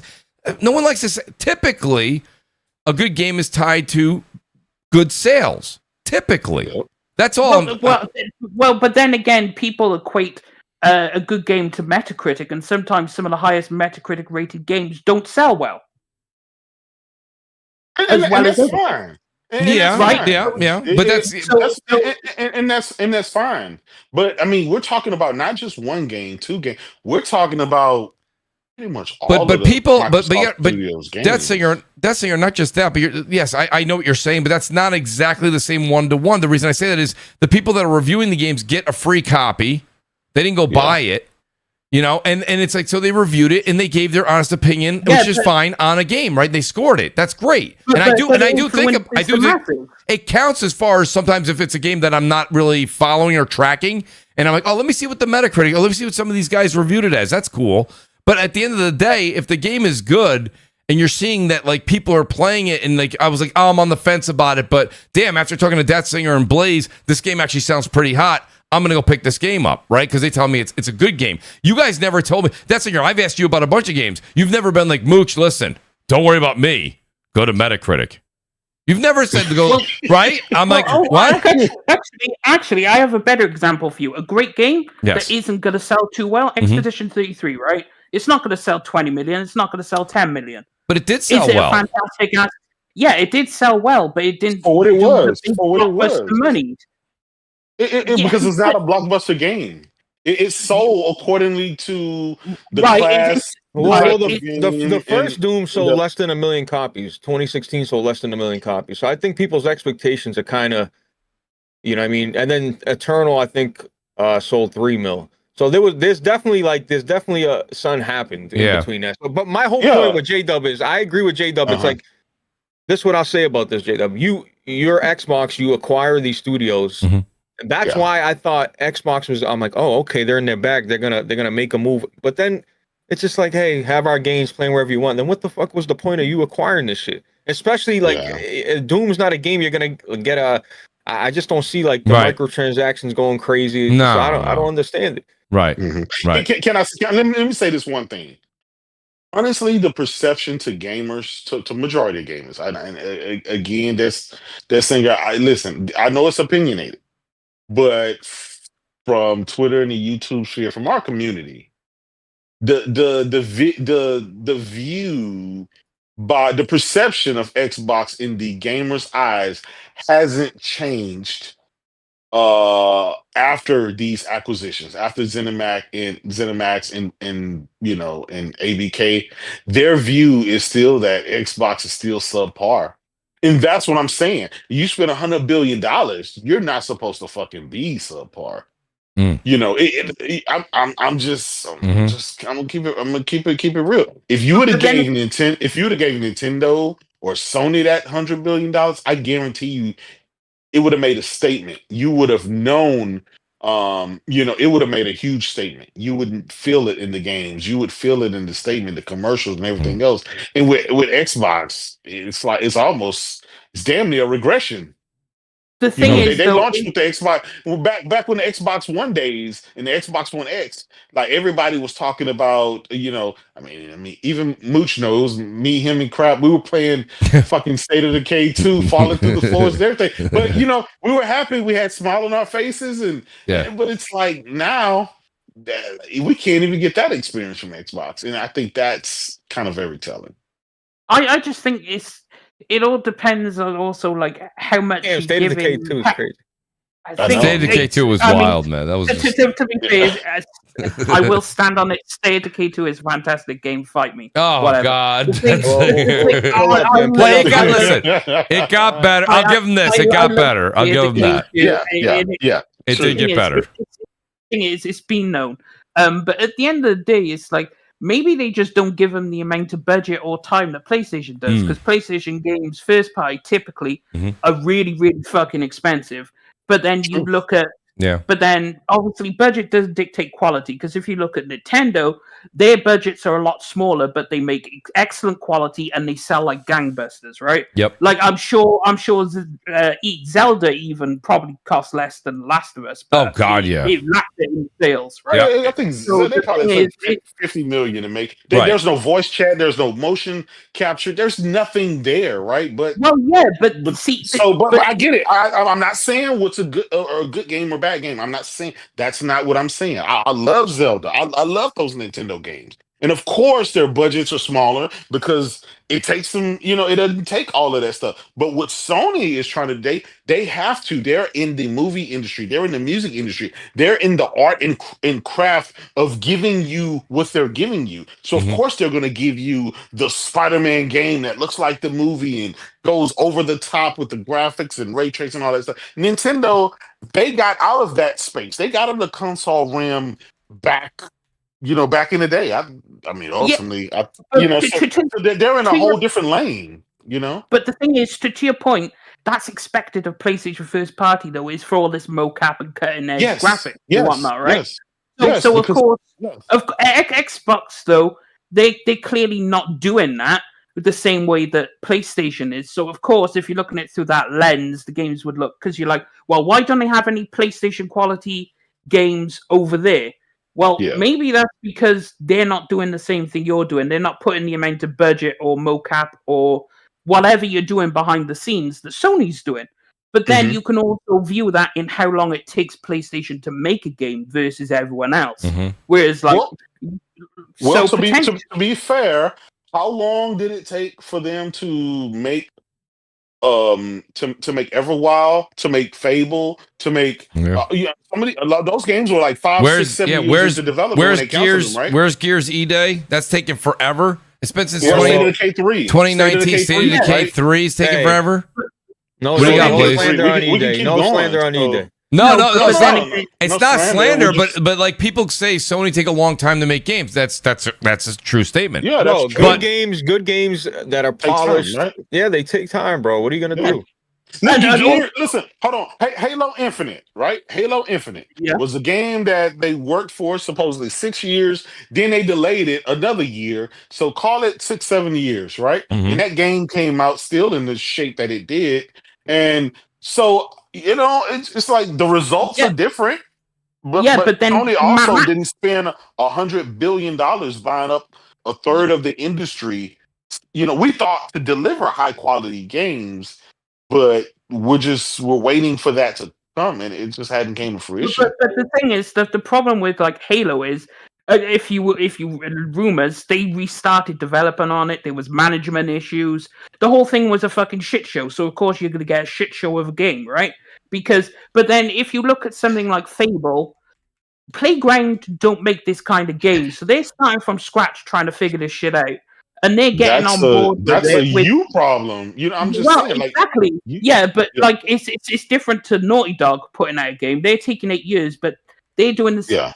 What they're doing. So yeah, it's going to take them this long to put out a game. Yeah. But they already know what they're making. They're not really stepping outside their wheelhouse. But then, so you have to give time to the newer studios. Like I would expect. Like, for example, Bethesda, when Todd Howard gets his goofy ass up on stage, and he takes 20 years to make a game, and it doesn't really change that much, right? I mean, it's like he takes 20 years to make a game, and it's like, okay, this is like the same thing. You didn't change engines, you still got the same bugs and shit, right? So I think that's just ridiculous. So I could give you that. But like some of these new studios, they've recently got bigger, they recently got funding. So I'm willing to go out on a limb and give them a bit extra time because this is something a bit newer to them. Naughty Dog has been a blockbuster studio for decades. That's true. I'll give you that. But what about Ninja Theory, right? Because all I heard when Microsoft bought them, hey, they're going to get a bigger budget. They made the same exact fucking game. And they made the same game. As a matter of fact, that the second game was shorter than the first game. And I think reception-wise, it was worse than I think Metacritic. It may have been. But that leads to my point of what I was saying. You spent $100 billion, but it didn't change the perception in most gamers' eyes of it. So was it really worth it? Like you're not did you just buy them just to have a catalog of a lot of stuff? Because they've closed down a lot of stuff recently, right? They bought. So here's the thing, like that's where the mismanagement at Xbox Studios comes in. Because like Ninja Theory was like, well, this is what we want to make, so go ahead and make it. Whereas like you take an example of when the God of War. When the exec came in and said, fuck you, you're doing it, redo the entire game. We don't like this.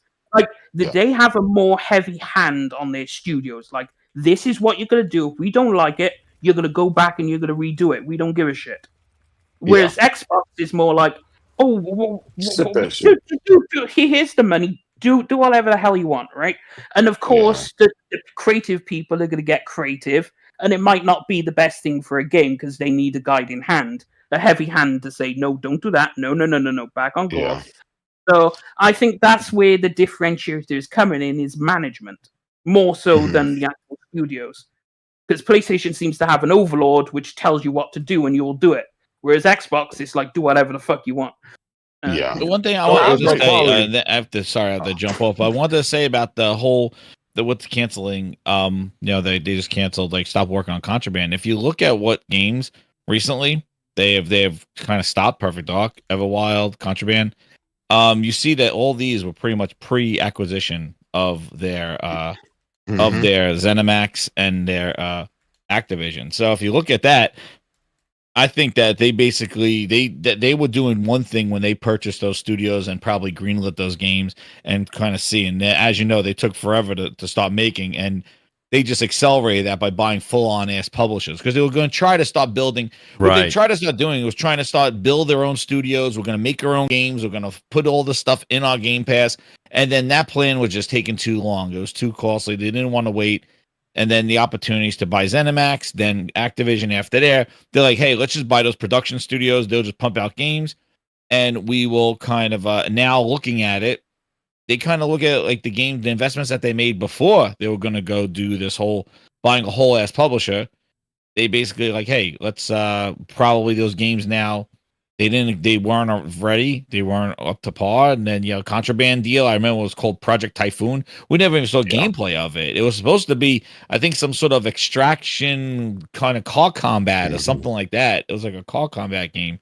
But Project Mara. Remember Project Mara? Well, that's still, who knows what's going on. That's still going on. If they're working on that with Ninja Theory. But the thing is that they pivoted, and they now have these big, and I think of all their acquisitions that they made of studios, Obsidian has been their pump. They've been pumping out games. Obsidian is the other ones by far the best. Trying to build the initiative, trying to have, doing this Contraband thing. Like some of these other ones just didn't come to I do fruition. think, Jez, I think that Clockwork Revolution has the capability of being Dude, something that was awesome, I think that'll be actually. something special. I think that's good. Like, because the In Exile dev, that's Yeah, another one. I Clockwork think was In good. Exile and Yeah. and Obsidian, those are two. They're probably their best ones. We yeah, could but see what. people don't. Oh, go on. Okay, I was gonna say, and we could see what maybe Double Fine could pump out with the Lighthouse game. Yeah, that might But be the good thing too. is like there are other experiments that they tried to do before this. I think that they have so much now with they're basically, you know, they're kind of like saying, hey, these investments were like a old Microsoft when we're gonna do this stuff. Now we got these huge, like, you know, ZeniMax is huge. We're just gonna start dropping, you know, canceling this stuff. And the one I'm pissed off about is Perfect Dark, because that's one of my favorite franchises. Yeah. And I liked what I saw. I did too. What they said. I didn't know if that was going to be real, but I liked what I saw. So, You like but the AI generated gameplay? Fire.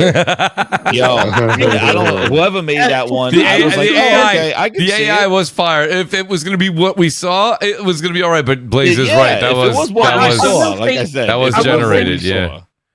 I will But say to the Jez's thing is, point- like, they just, But- you know, they are right now. They're counting pennies and they're making sure that they are showing their service and their services and their games are going to be on the up, because they can't have that thing continuing to dip, because that's kind of all that's left right now for their gaming thing, because their hardware is just the anchor that's bringing everything down too. Yeah. I will say to Jez's point though, it's like, look at In Exile, right? Now, a lot of people don't know In Exile because you don't play the Wasteland games. That's what they're known for. Look Mhm. at Wasteland 3, right? Yeah. Now look at Clockwork Revolution. Look at the fucking difference. Oh, it's day and Yeah, night. When you actually give them a budget and they're actually good creators. Like, you look at the difference between a Well, Wasteland that's a 3, whole which different is- genre, right? Well, Oh, exactly. yeah. Oh yeah, Yeah, Wasteland was a it top is. down. Yeah. Yeah, Top down. but the thing is like, you give Wasteland, give An Exile the opportunity, and look what they can do with it. Obsidian is the same, but it depends on who you buy. Like, not every purchase is going to be a good purchase, but then also, like, Sony and Xbox are competing to who could cancel the most games, I think, at this point. I mean, they're both competing for the award, because it's Jason like, Schreier's writing another book. it's because every other month you seem to see like 3 live service I will games say, cancelled though, or whatever. And that's Singer. I think you'll agree with me on this, though. I'll say the jury's still out, though, because Playground Games, very talented. We already know, stepping out of their element for Fable, and you have Fable looks In Exile going from waste. Yeah, but you said Fable looks great. Yeah, Yeah, Fable yeah. looks Yes, good. the cutscenes look phenomenal. But like what I'm trying to say to you is, like, when it comes down to it, In Exile is also stepping a little bit outside of their comfort zone, and we'll see. You know what I mean? Because again, I think what we saw in Clockwork Revolution looked very good, and we did see some gameplay, so that was more reassuring.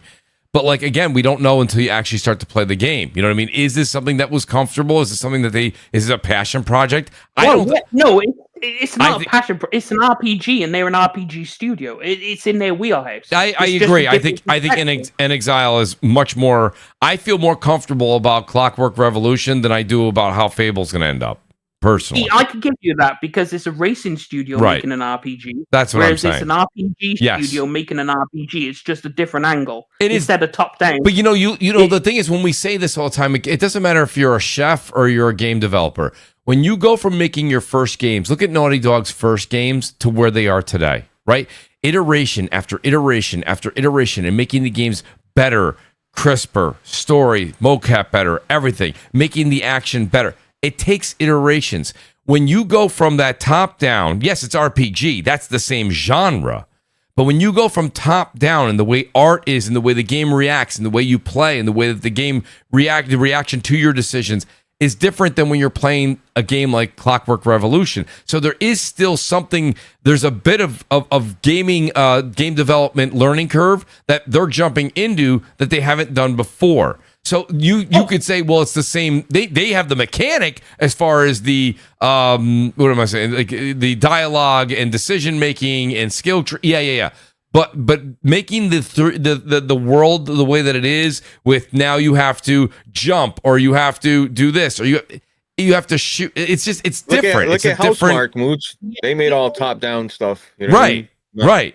But then again, you have to consider they show Housemarque- gameplay and it looks good. Like they shown you it in action. The thing is, we know the quest, the RPG mechanics in the game are going to be spot on. That's no question. The story's going to be good. NPCs, quests, that's going to be fine, right? Mhm. The biggest thing is the gameplay going to be good? We've seen the gameplay, and I think the verdict is, yo, this looks good, right? I think that is the verdict on Clockwork Revolution. I'm excited for that game personally. I am too. I really am. But I mean, so I think like Fable. Okay, I can give you what you just said, but Clockwork Revolution, they've already shown you what the game is. Right. It wasn't fluffy bullshit like Perfect Dark. No, it wasn't. It was actual gameplay. But you know, gameplay mechanics. Blaze says Housemark, and they were doing top down, and look what they did with Returnal, right? But I mean, and that's fine. That's fine. But the scale of the way that Clockwork is in Fable is bigger than Returnal. Yeah. Right, so it's not. Yeah. So, I'm not. I'm just saying that's a team that went from making certain type of games to. I think that speaks to the caliber of developer you are, though. Can you alternate between different modes? I don't think Returnal's budget's crazy anyway. I didn't think no. But also, Soros is probably double it. Yeah. You also have to bear in mind the Horizon team is not the team doing the RPG. It's because remember they opened the second studio for Fable. Right? Well, that's so even scarier. The team is working on Horizon, then they have a second studio working on Fable, right? But they got Turn 10. Actually, they cut the Turn 10 studio by half and made the 50% that was left to go over there and support Playground Games on the Fable Fable Horizon side. Oh, well, yeah, because on the Forza Horizon side. You may as well reuse the team there, but they did Turn 10 so dirty, bro. I know they really did. Turn 10's talented. I was actually going to come to that. It pissed me off the most because I adore Turn 10, and what made it even more, why I flipped out so hard on Twitter over the Turn 10 thing is, in the Xbox One gen, you had Halo, Gears, and Forza. They saved your ass through the entire fucking gen. It was always Halo, Gears, and Forza. It was always Turn 10. How do you repay Turn 10? And the thing is, you repay Turn 10, who saved your ass for an entire gen, and you cut them in half. And gave you the opportunity to make a different spin-off to Forza. They gave you that opportunity by having the franchise there. Right. Yep. Like the way they did Turn 10 is disrespectful as fuck. To have a platform, and this is just me as a racer, to have like every platform since the beginning, since Atari, Coleco, have started their gaming, their console with their franchise racer. That's just what that is. Nintendo, clearly Nintendo has, it's Mario Kart. PlayStation started out with its Gran Turismo, and Microsoft started out with Forza. Even Sega had Sega GT, right? That was just the order. I remember Project Gotham Racing. Yes. That was, and then now for them to do that I'm not gonna lie. I'm like, okay, you only had 3 tentpole franchises, Halo, Gears, and Forza, that everybody fucked with. Now you only have 2. Like, that's scary. That's like, man, that's crazy. And that's crazy. And I've purchased every Forza since the beginning of time. Y'all know I have Forza racing rigs, I had steering wheels, everything. And now that's gone. That's crazy. Forza's still there, but the more successful is obviously Horizon. If you look over the past couple of months, I get it. But I'm a simulation guy. Like, there's a lot of sim guys out there, bro. I like Horizon, but I'm a sim guy. That's what I do. I do sim racing. There's a lot of people that are JW. Yes, spend a lot of money on wheels. A lot of money. Yes. I love sim, but as much as I hate what they did from a business aspect, I can understand it. I get it. I get why they did it. I get it. Because Horizon is doing like triple the numbers of motorsports, so you may as well focus on Horizon. But I don't know if you guys remember, but I think we were on here. And this is before Forza Motorsport 8 came out.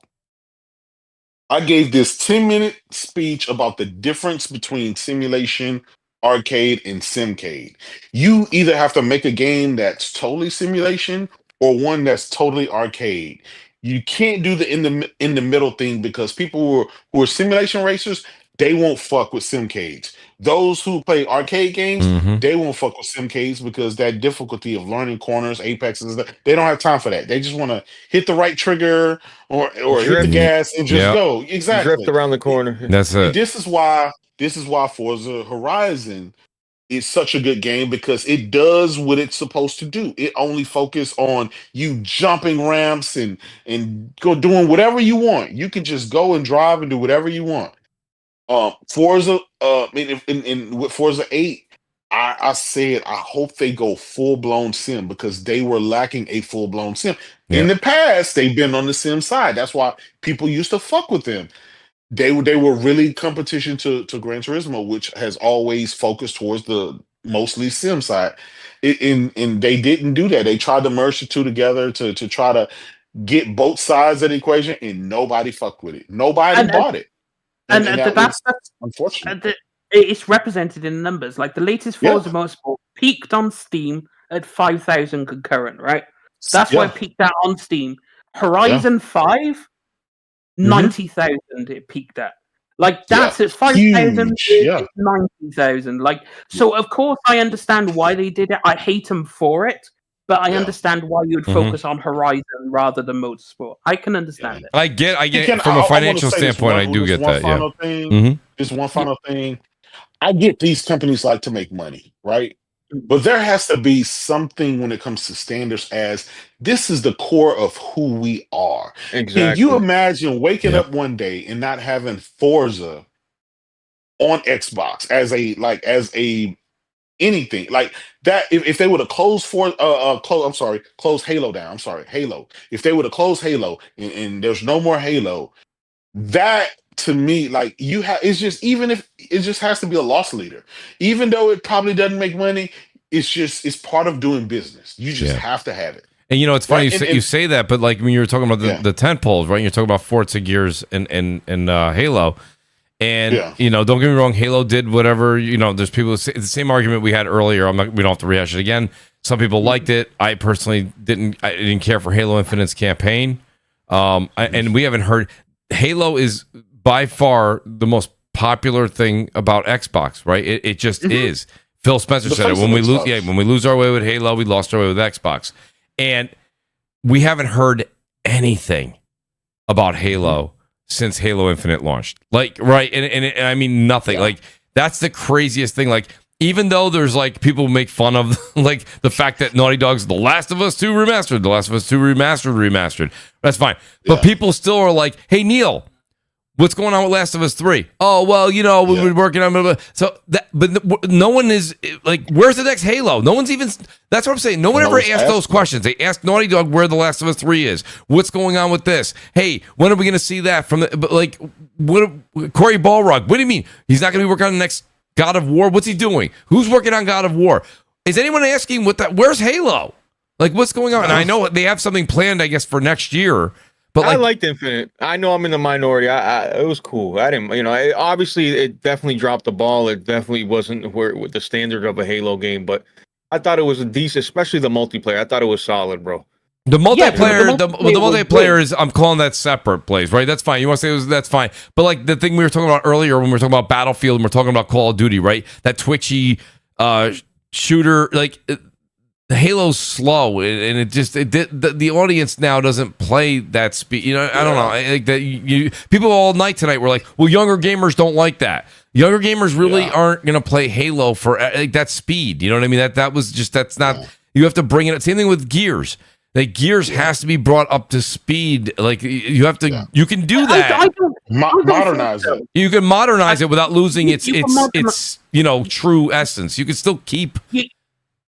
I don't know that intact. Hear me out, just real quick, and I know to a lot of diehard Xbox Halo fans, it may sound sacrilegious, but what if you pull the God of War with Halo, meaning you start from scratch, you reimagine it like they did with God of War 2018.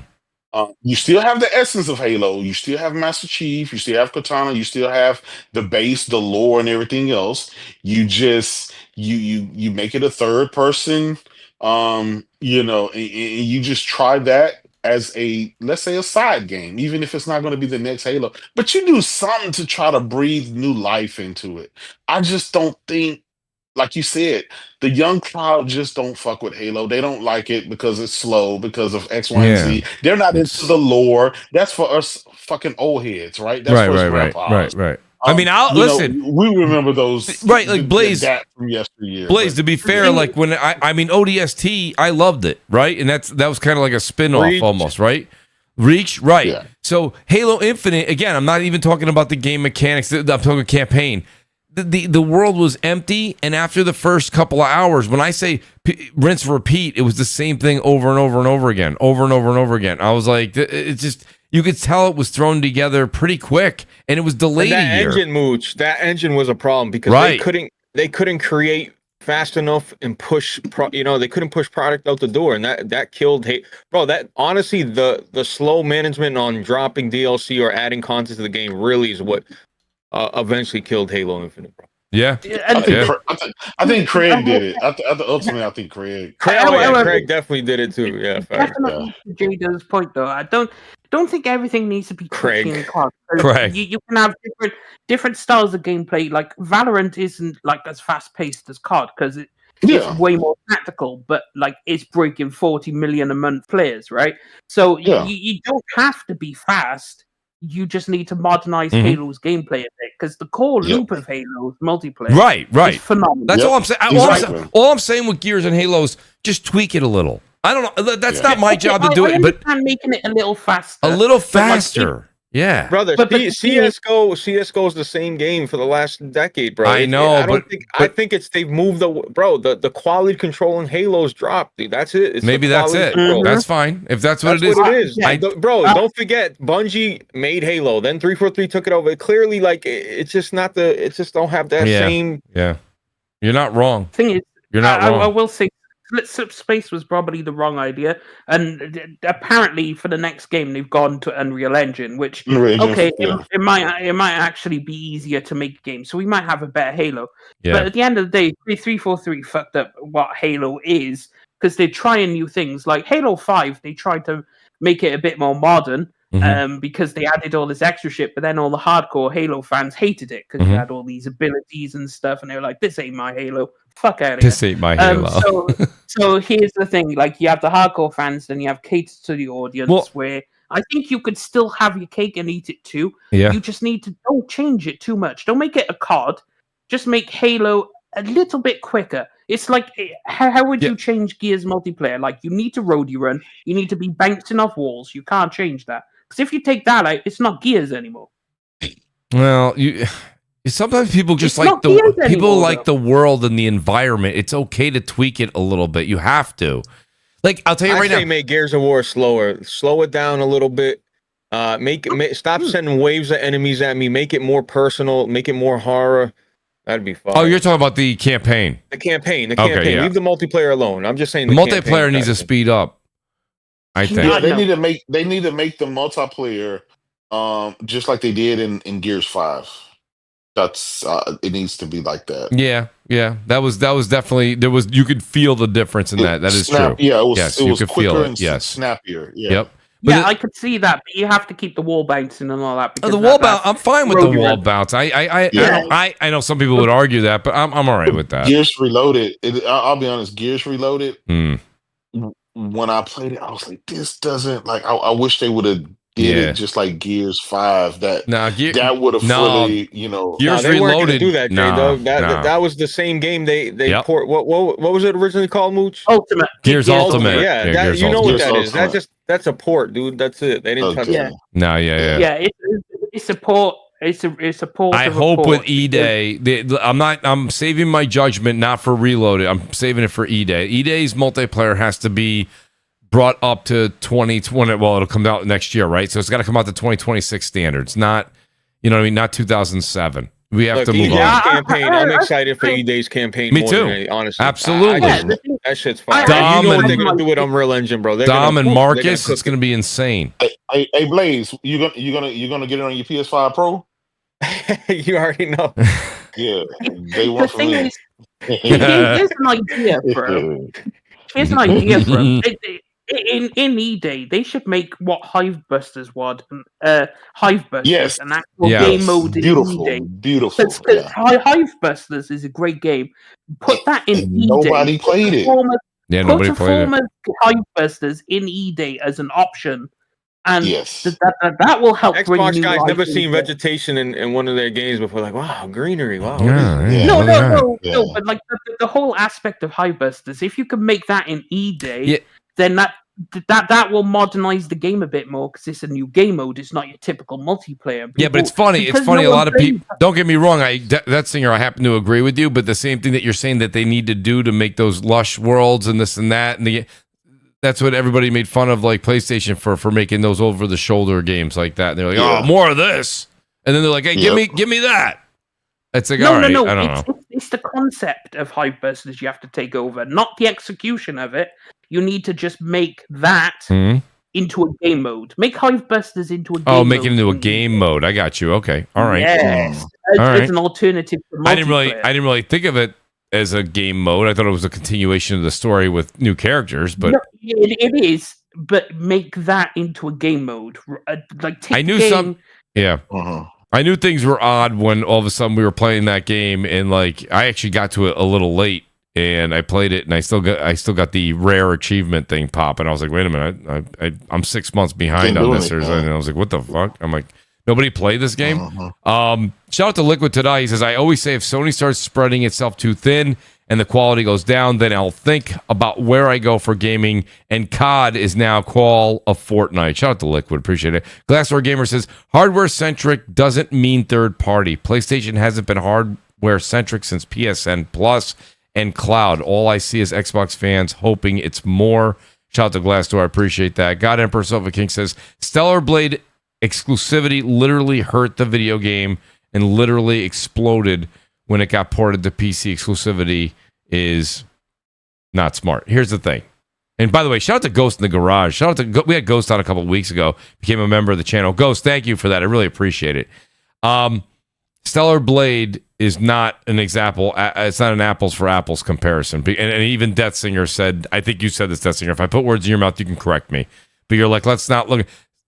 The fact Stellar Blade doing really well on PC is a tribute to the mod community.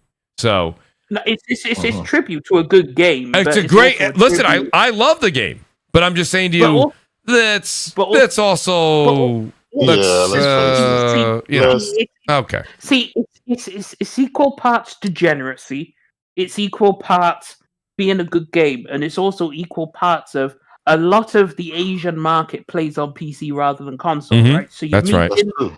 That's true. So you are meeting your core audience, which is there on PC, but then also you're catering to the mod community who are having fun, so all the degenerates can get their shit on, like me. And then you have and then you have fundamentally it's a good game. So you have the combination of the three, hence the success it's having, because it's a combination of factors. If it was like a garbage game, then it wouldn't be seeing it. Or if it wasn't meeting its Yeah, core but you know, I community. don't. He said exclusivity was hurt the game. It certainly did not hurt the game. Oh no, exclusivity didn't hurt the game. It's just The fact that it did as well as it did on PC, God Emperor Sofa King, shows you that the exclusivity did not hurt the game. no, it's exclusivity does hurt certain games, though. I do think, but this particular game it didn't hurt it. Yeah, I don't think it did. Let me say this much. I want to say shout out to everybody that's here. I told these guys, shout out to Steven who's here. I think that's usually Spider-Man. He says, oh man, I'm hella late. We went 3 hours. I told these guys we were going to do 2 hours and we did 3.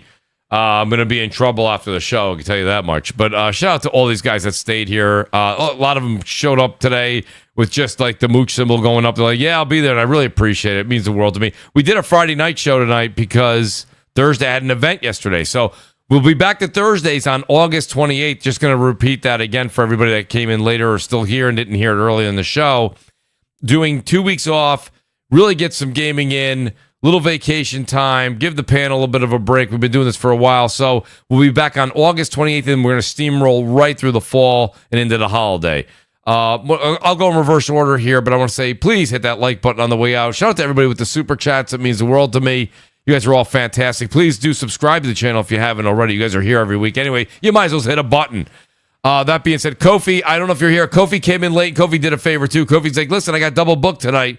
Kofi, I wish we could have got you in on the earlier subjects we were going on. That's what I had notes for you. You would have really started. We'll get you in here, hopefully, when we come back in end of August or early September. Kofi, if you're still here, thanks for showing up, even though you had some other prior engagements and making the show. But it's always great when you're showing up here. Let people know where they can find you. Thanks for being here. I think we might have lost Kofi. I'm just going to say that. Kofi might just be here in spirit.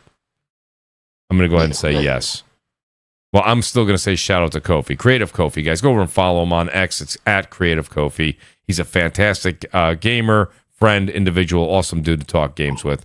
The great J-Dub, by the way. Jay, you also helped me out big time today. I really appreciate it.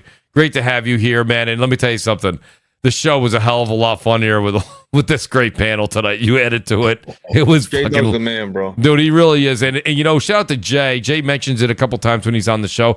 Blaze is right. Jay jumped right into a game session. It was me all day, Luca, Crap, and Jay jumped in. And I had never actually got a chance to hang out with Jay before that.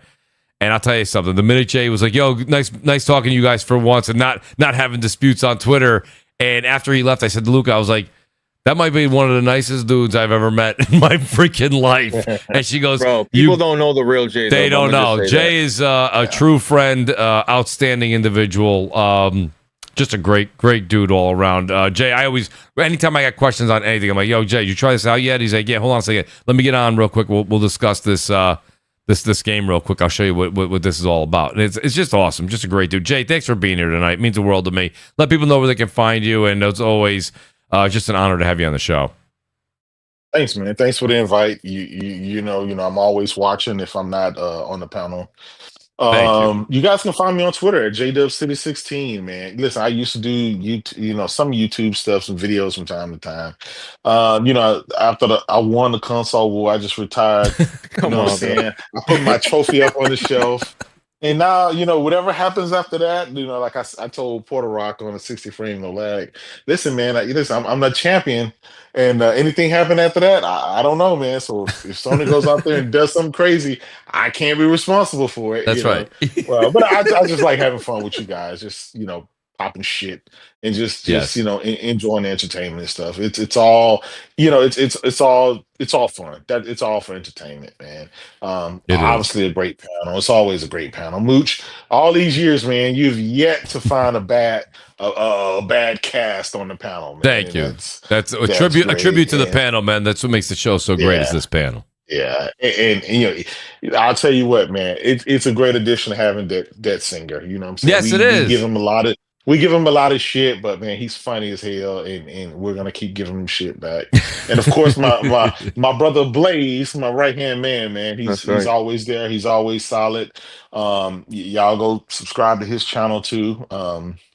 Man, sometime I'll wake up 11 o'clock at night. He's live, man. I'll just tune in and just sit there and see what they're gonna say and stuff like that. So, man, and listen, we all been together, man, for probably a decade, bro. Longer. Podcasting and tweeting and stuff like that, and we're still here, man. Still doing it, man. We're still doing it. Doing it. Somebody said, "Oh, you get these older gamers off here." I got to tell you, man, it's hard. Listen, I'll tell you, that's a tribute to a lot of people in the community that have been here. Not just the people here tonight, but a lot of people that have been podcasting for well over a decade. Shout out to Zaire, who started it all. You know what I mean? These guys are just phenomenal people out there and still doing their thing, still doing their magic, making entertainment every single day. It's not an easy gig. People think it's easy. It's not easy, man. It's time, it's commitment, it's networking, right? And then it's also gaming, man. You gotta play the games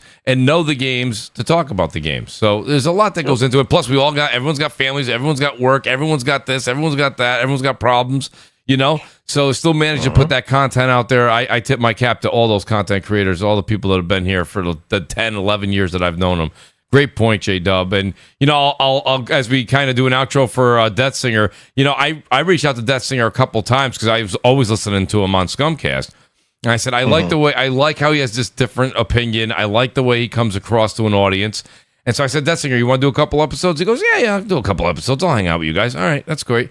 All of a sudden, it was like 3 episodes in. I'm like, I really love the kid. He's outstanding. Guy's awesome. Yeah. Outstanding. Just a great dude overall.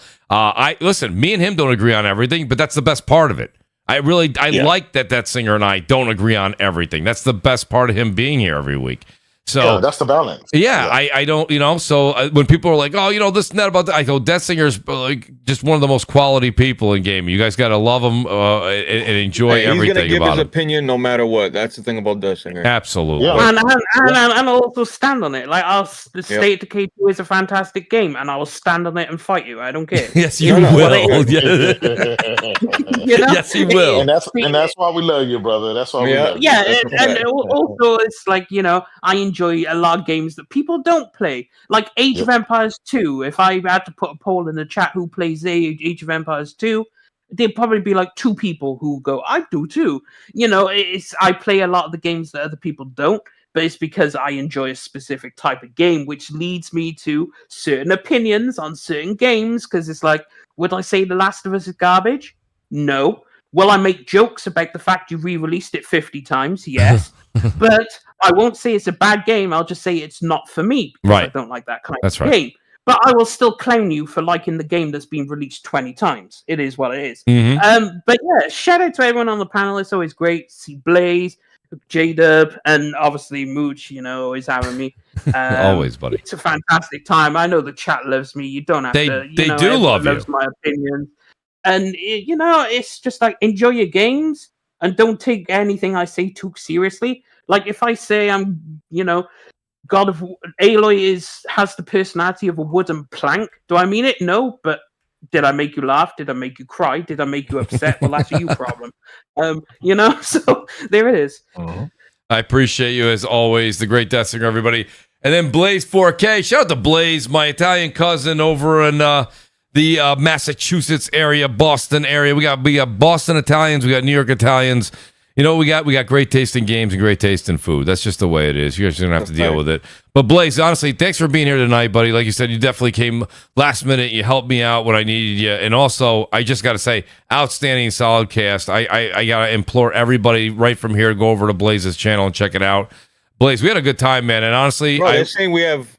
He's like, damn, like you guys have great chemistry. You see the comments? Like, yeah, man, great chemistry. Well, you know what? No dead air, Blaze. No dead air. No dead air. That's because of you though, because you don't allow that shit. That. I'll say this, Mooch. I think the next step for you, is get on. Everybody spam. We want cameras and Crossfire. Come on, Mooch. It's time to. It's 2025. First of all, I'm sick of seeing these little logos. Can we get some? You know what I mean? Can we get some nice cameras? So listen. I'm with you on that. The thing is, you have to have a panel because your panel bought in. Everyone's got to buy in it because otherwise you're gonna have 3 people on camera and 2 little widgets, right? So you got to have everybody buy in on it, which I've been trying. A, B, you don't think I want to do that? I love gaming, but I take 3-4 different segments of and I try to edit it so it's not boring. Because sometimes, you know, when you're gaming, then you get up and go get a drink or something like that. It's still recording. Like, I edit all that out so that people don't just see the character just standing there. That takes me a couple hours, too, to take 3-4 different games and edit all that together. You know what I mean? Then I grab some new advertisements and stuff. It's a pain in the ass, but I do it because I want it to look good. It's a lot easier on camera because all I need are the topics and hit the camera on. And I don't have to sit here and be industrial light and magic. You know what I mean?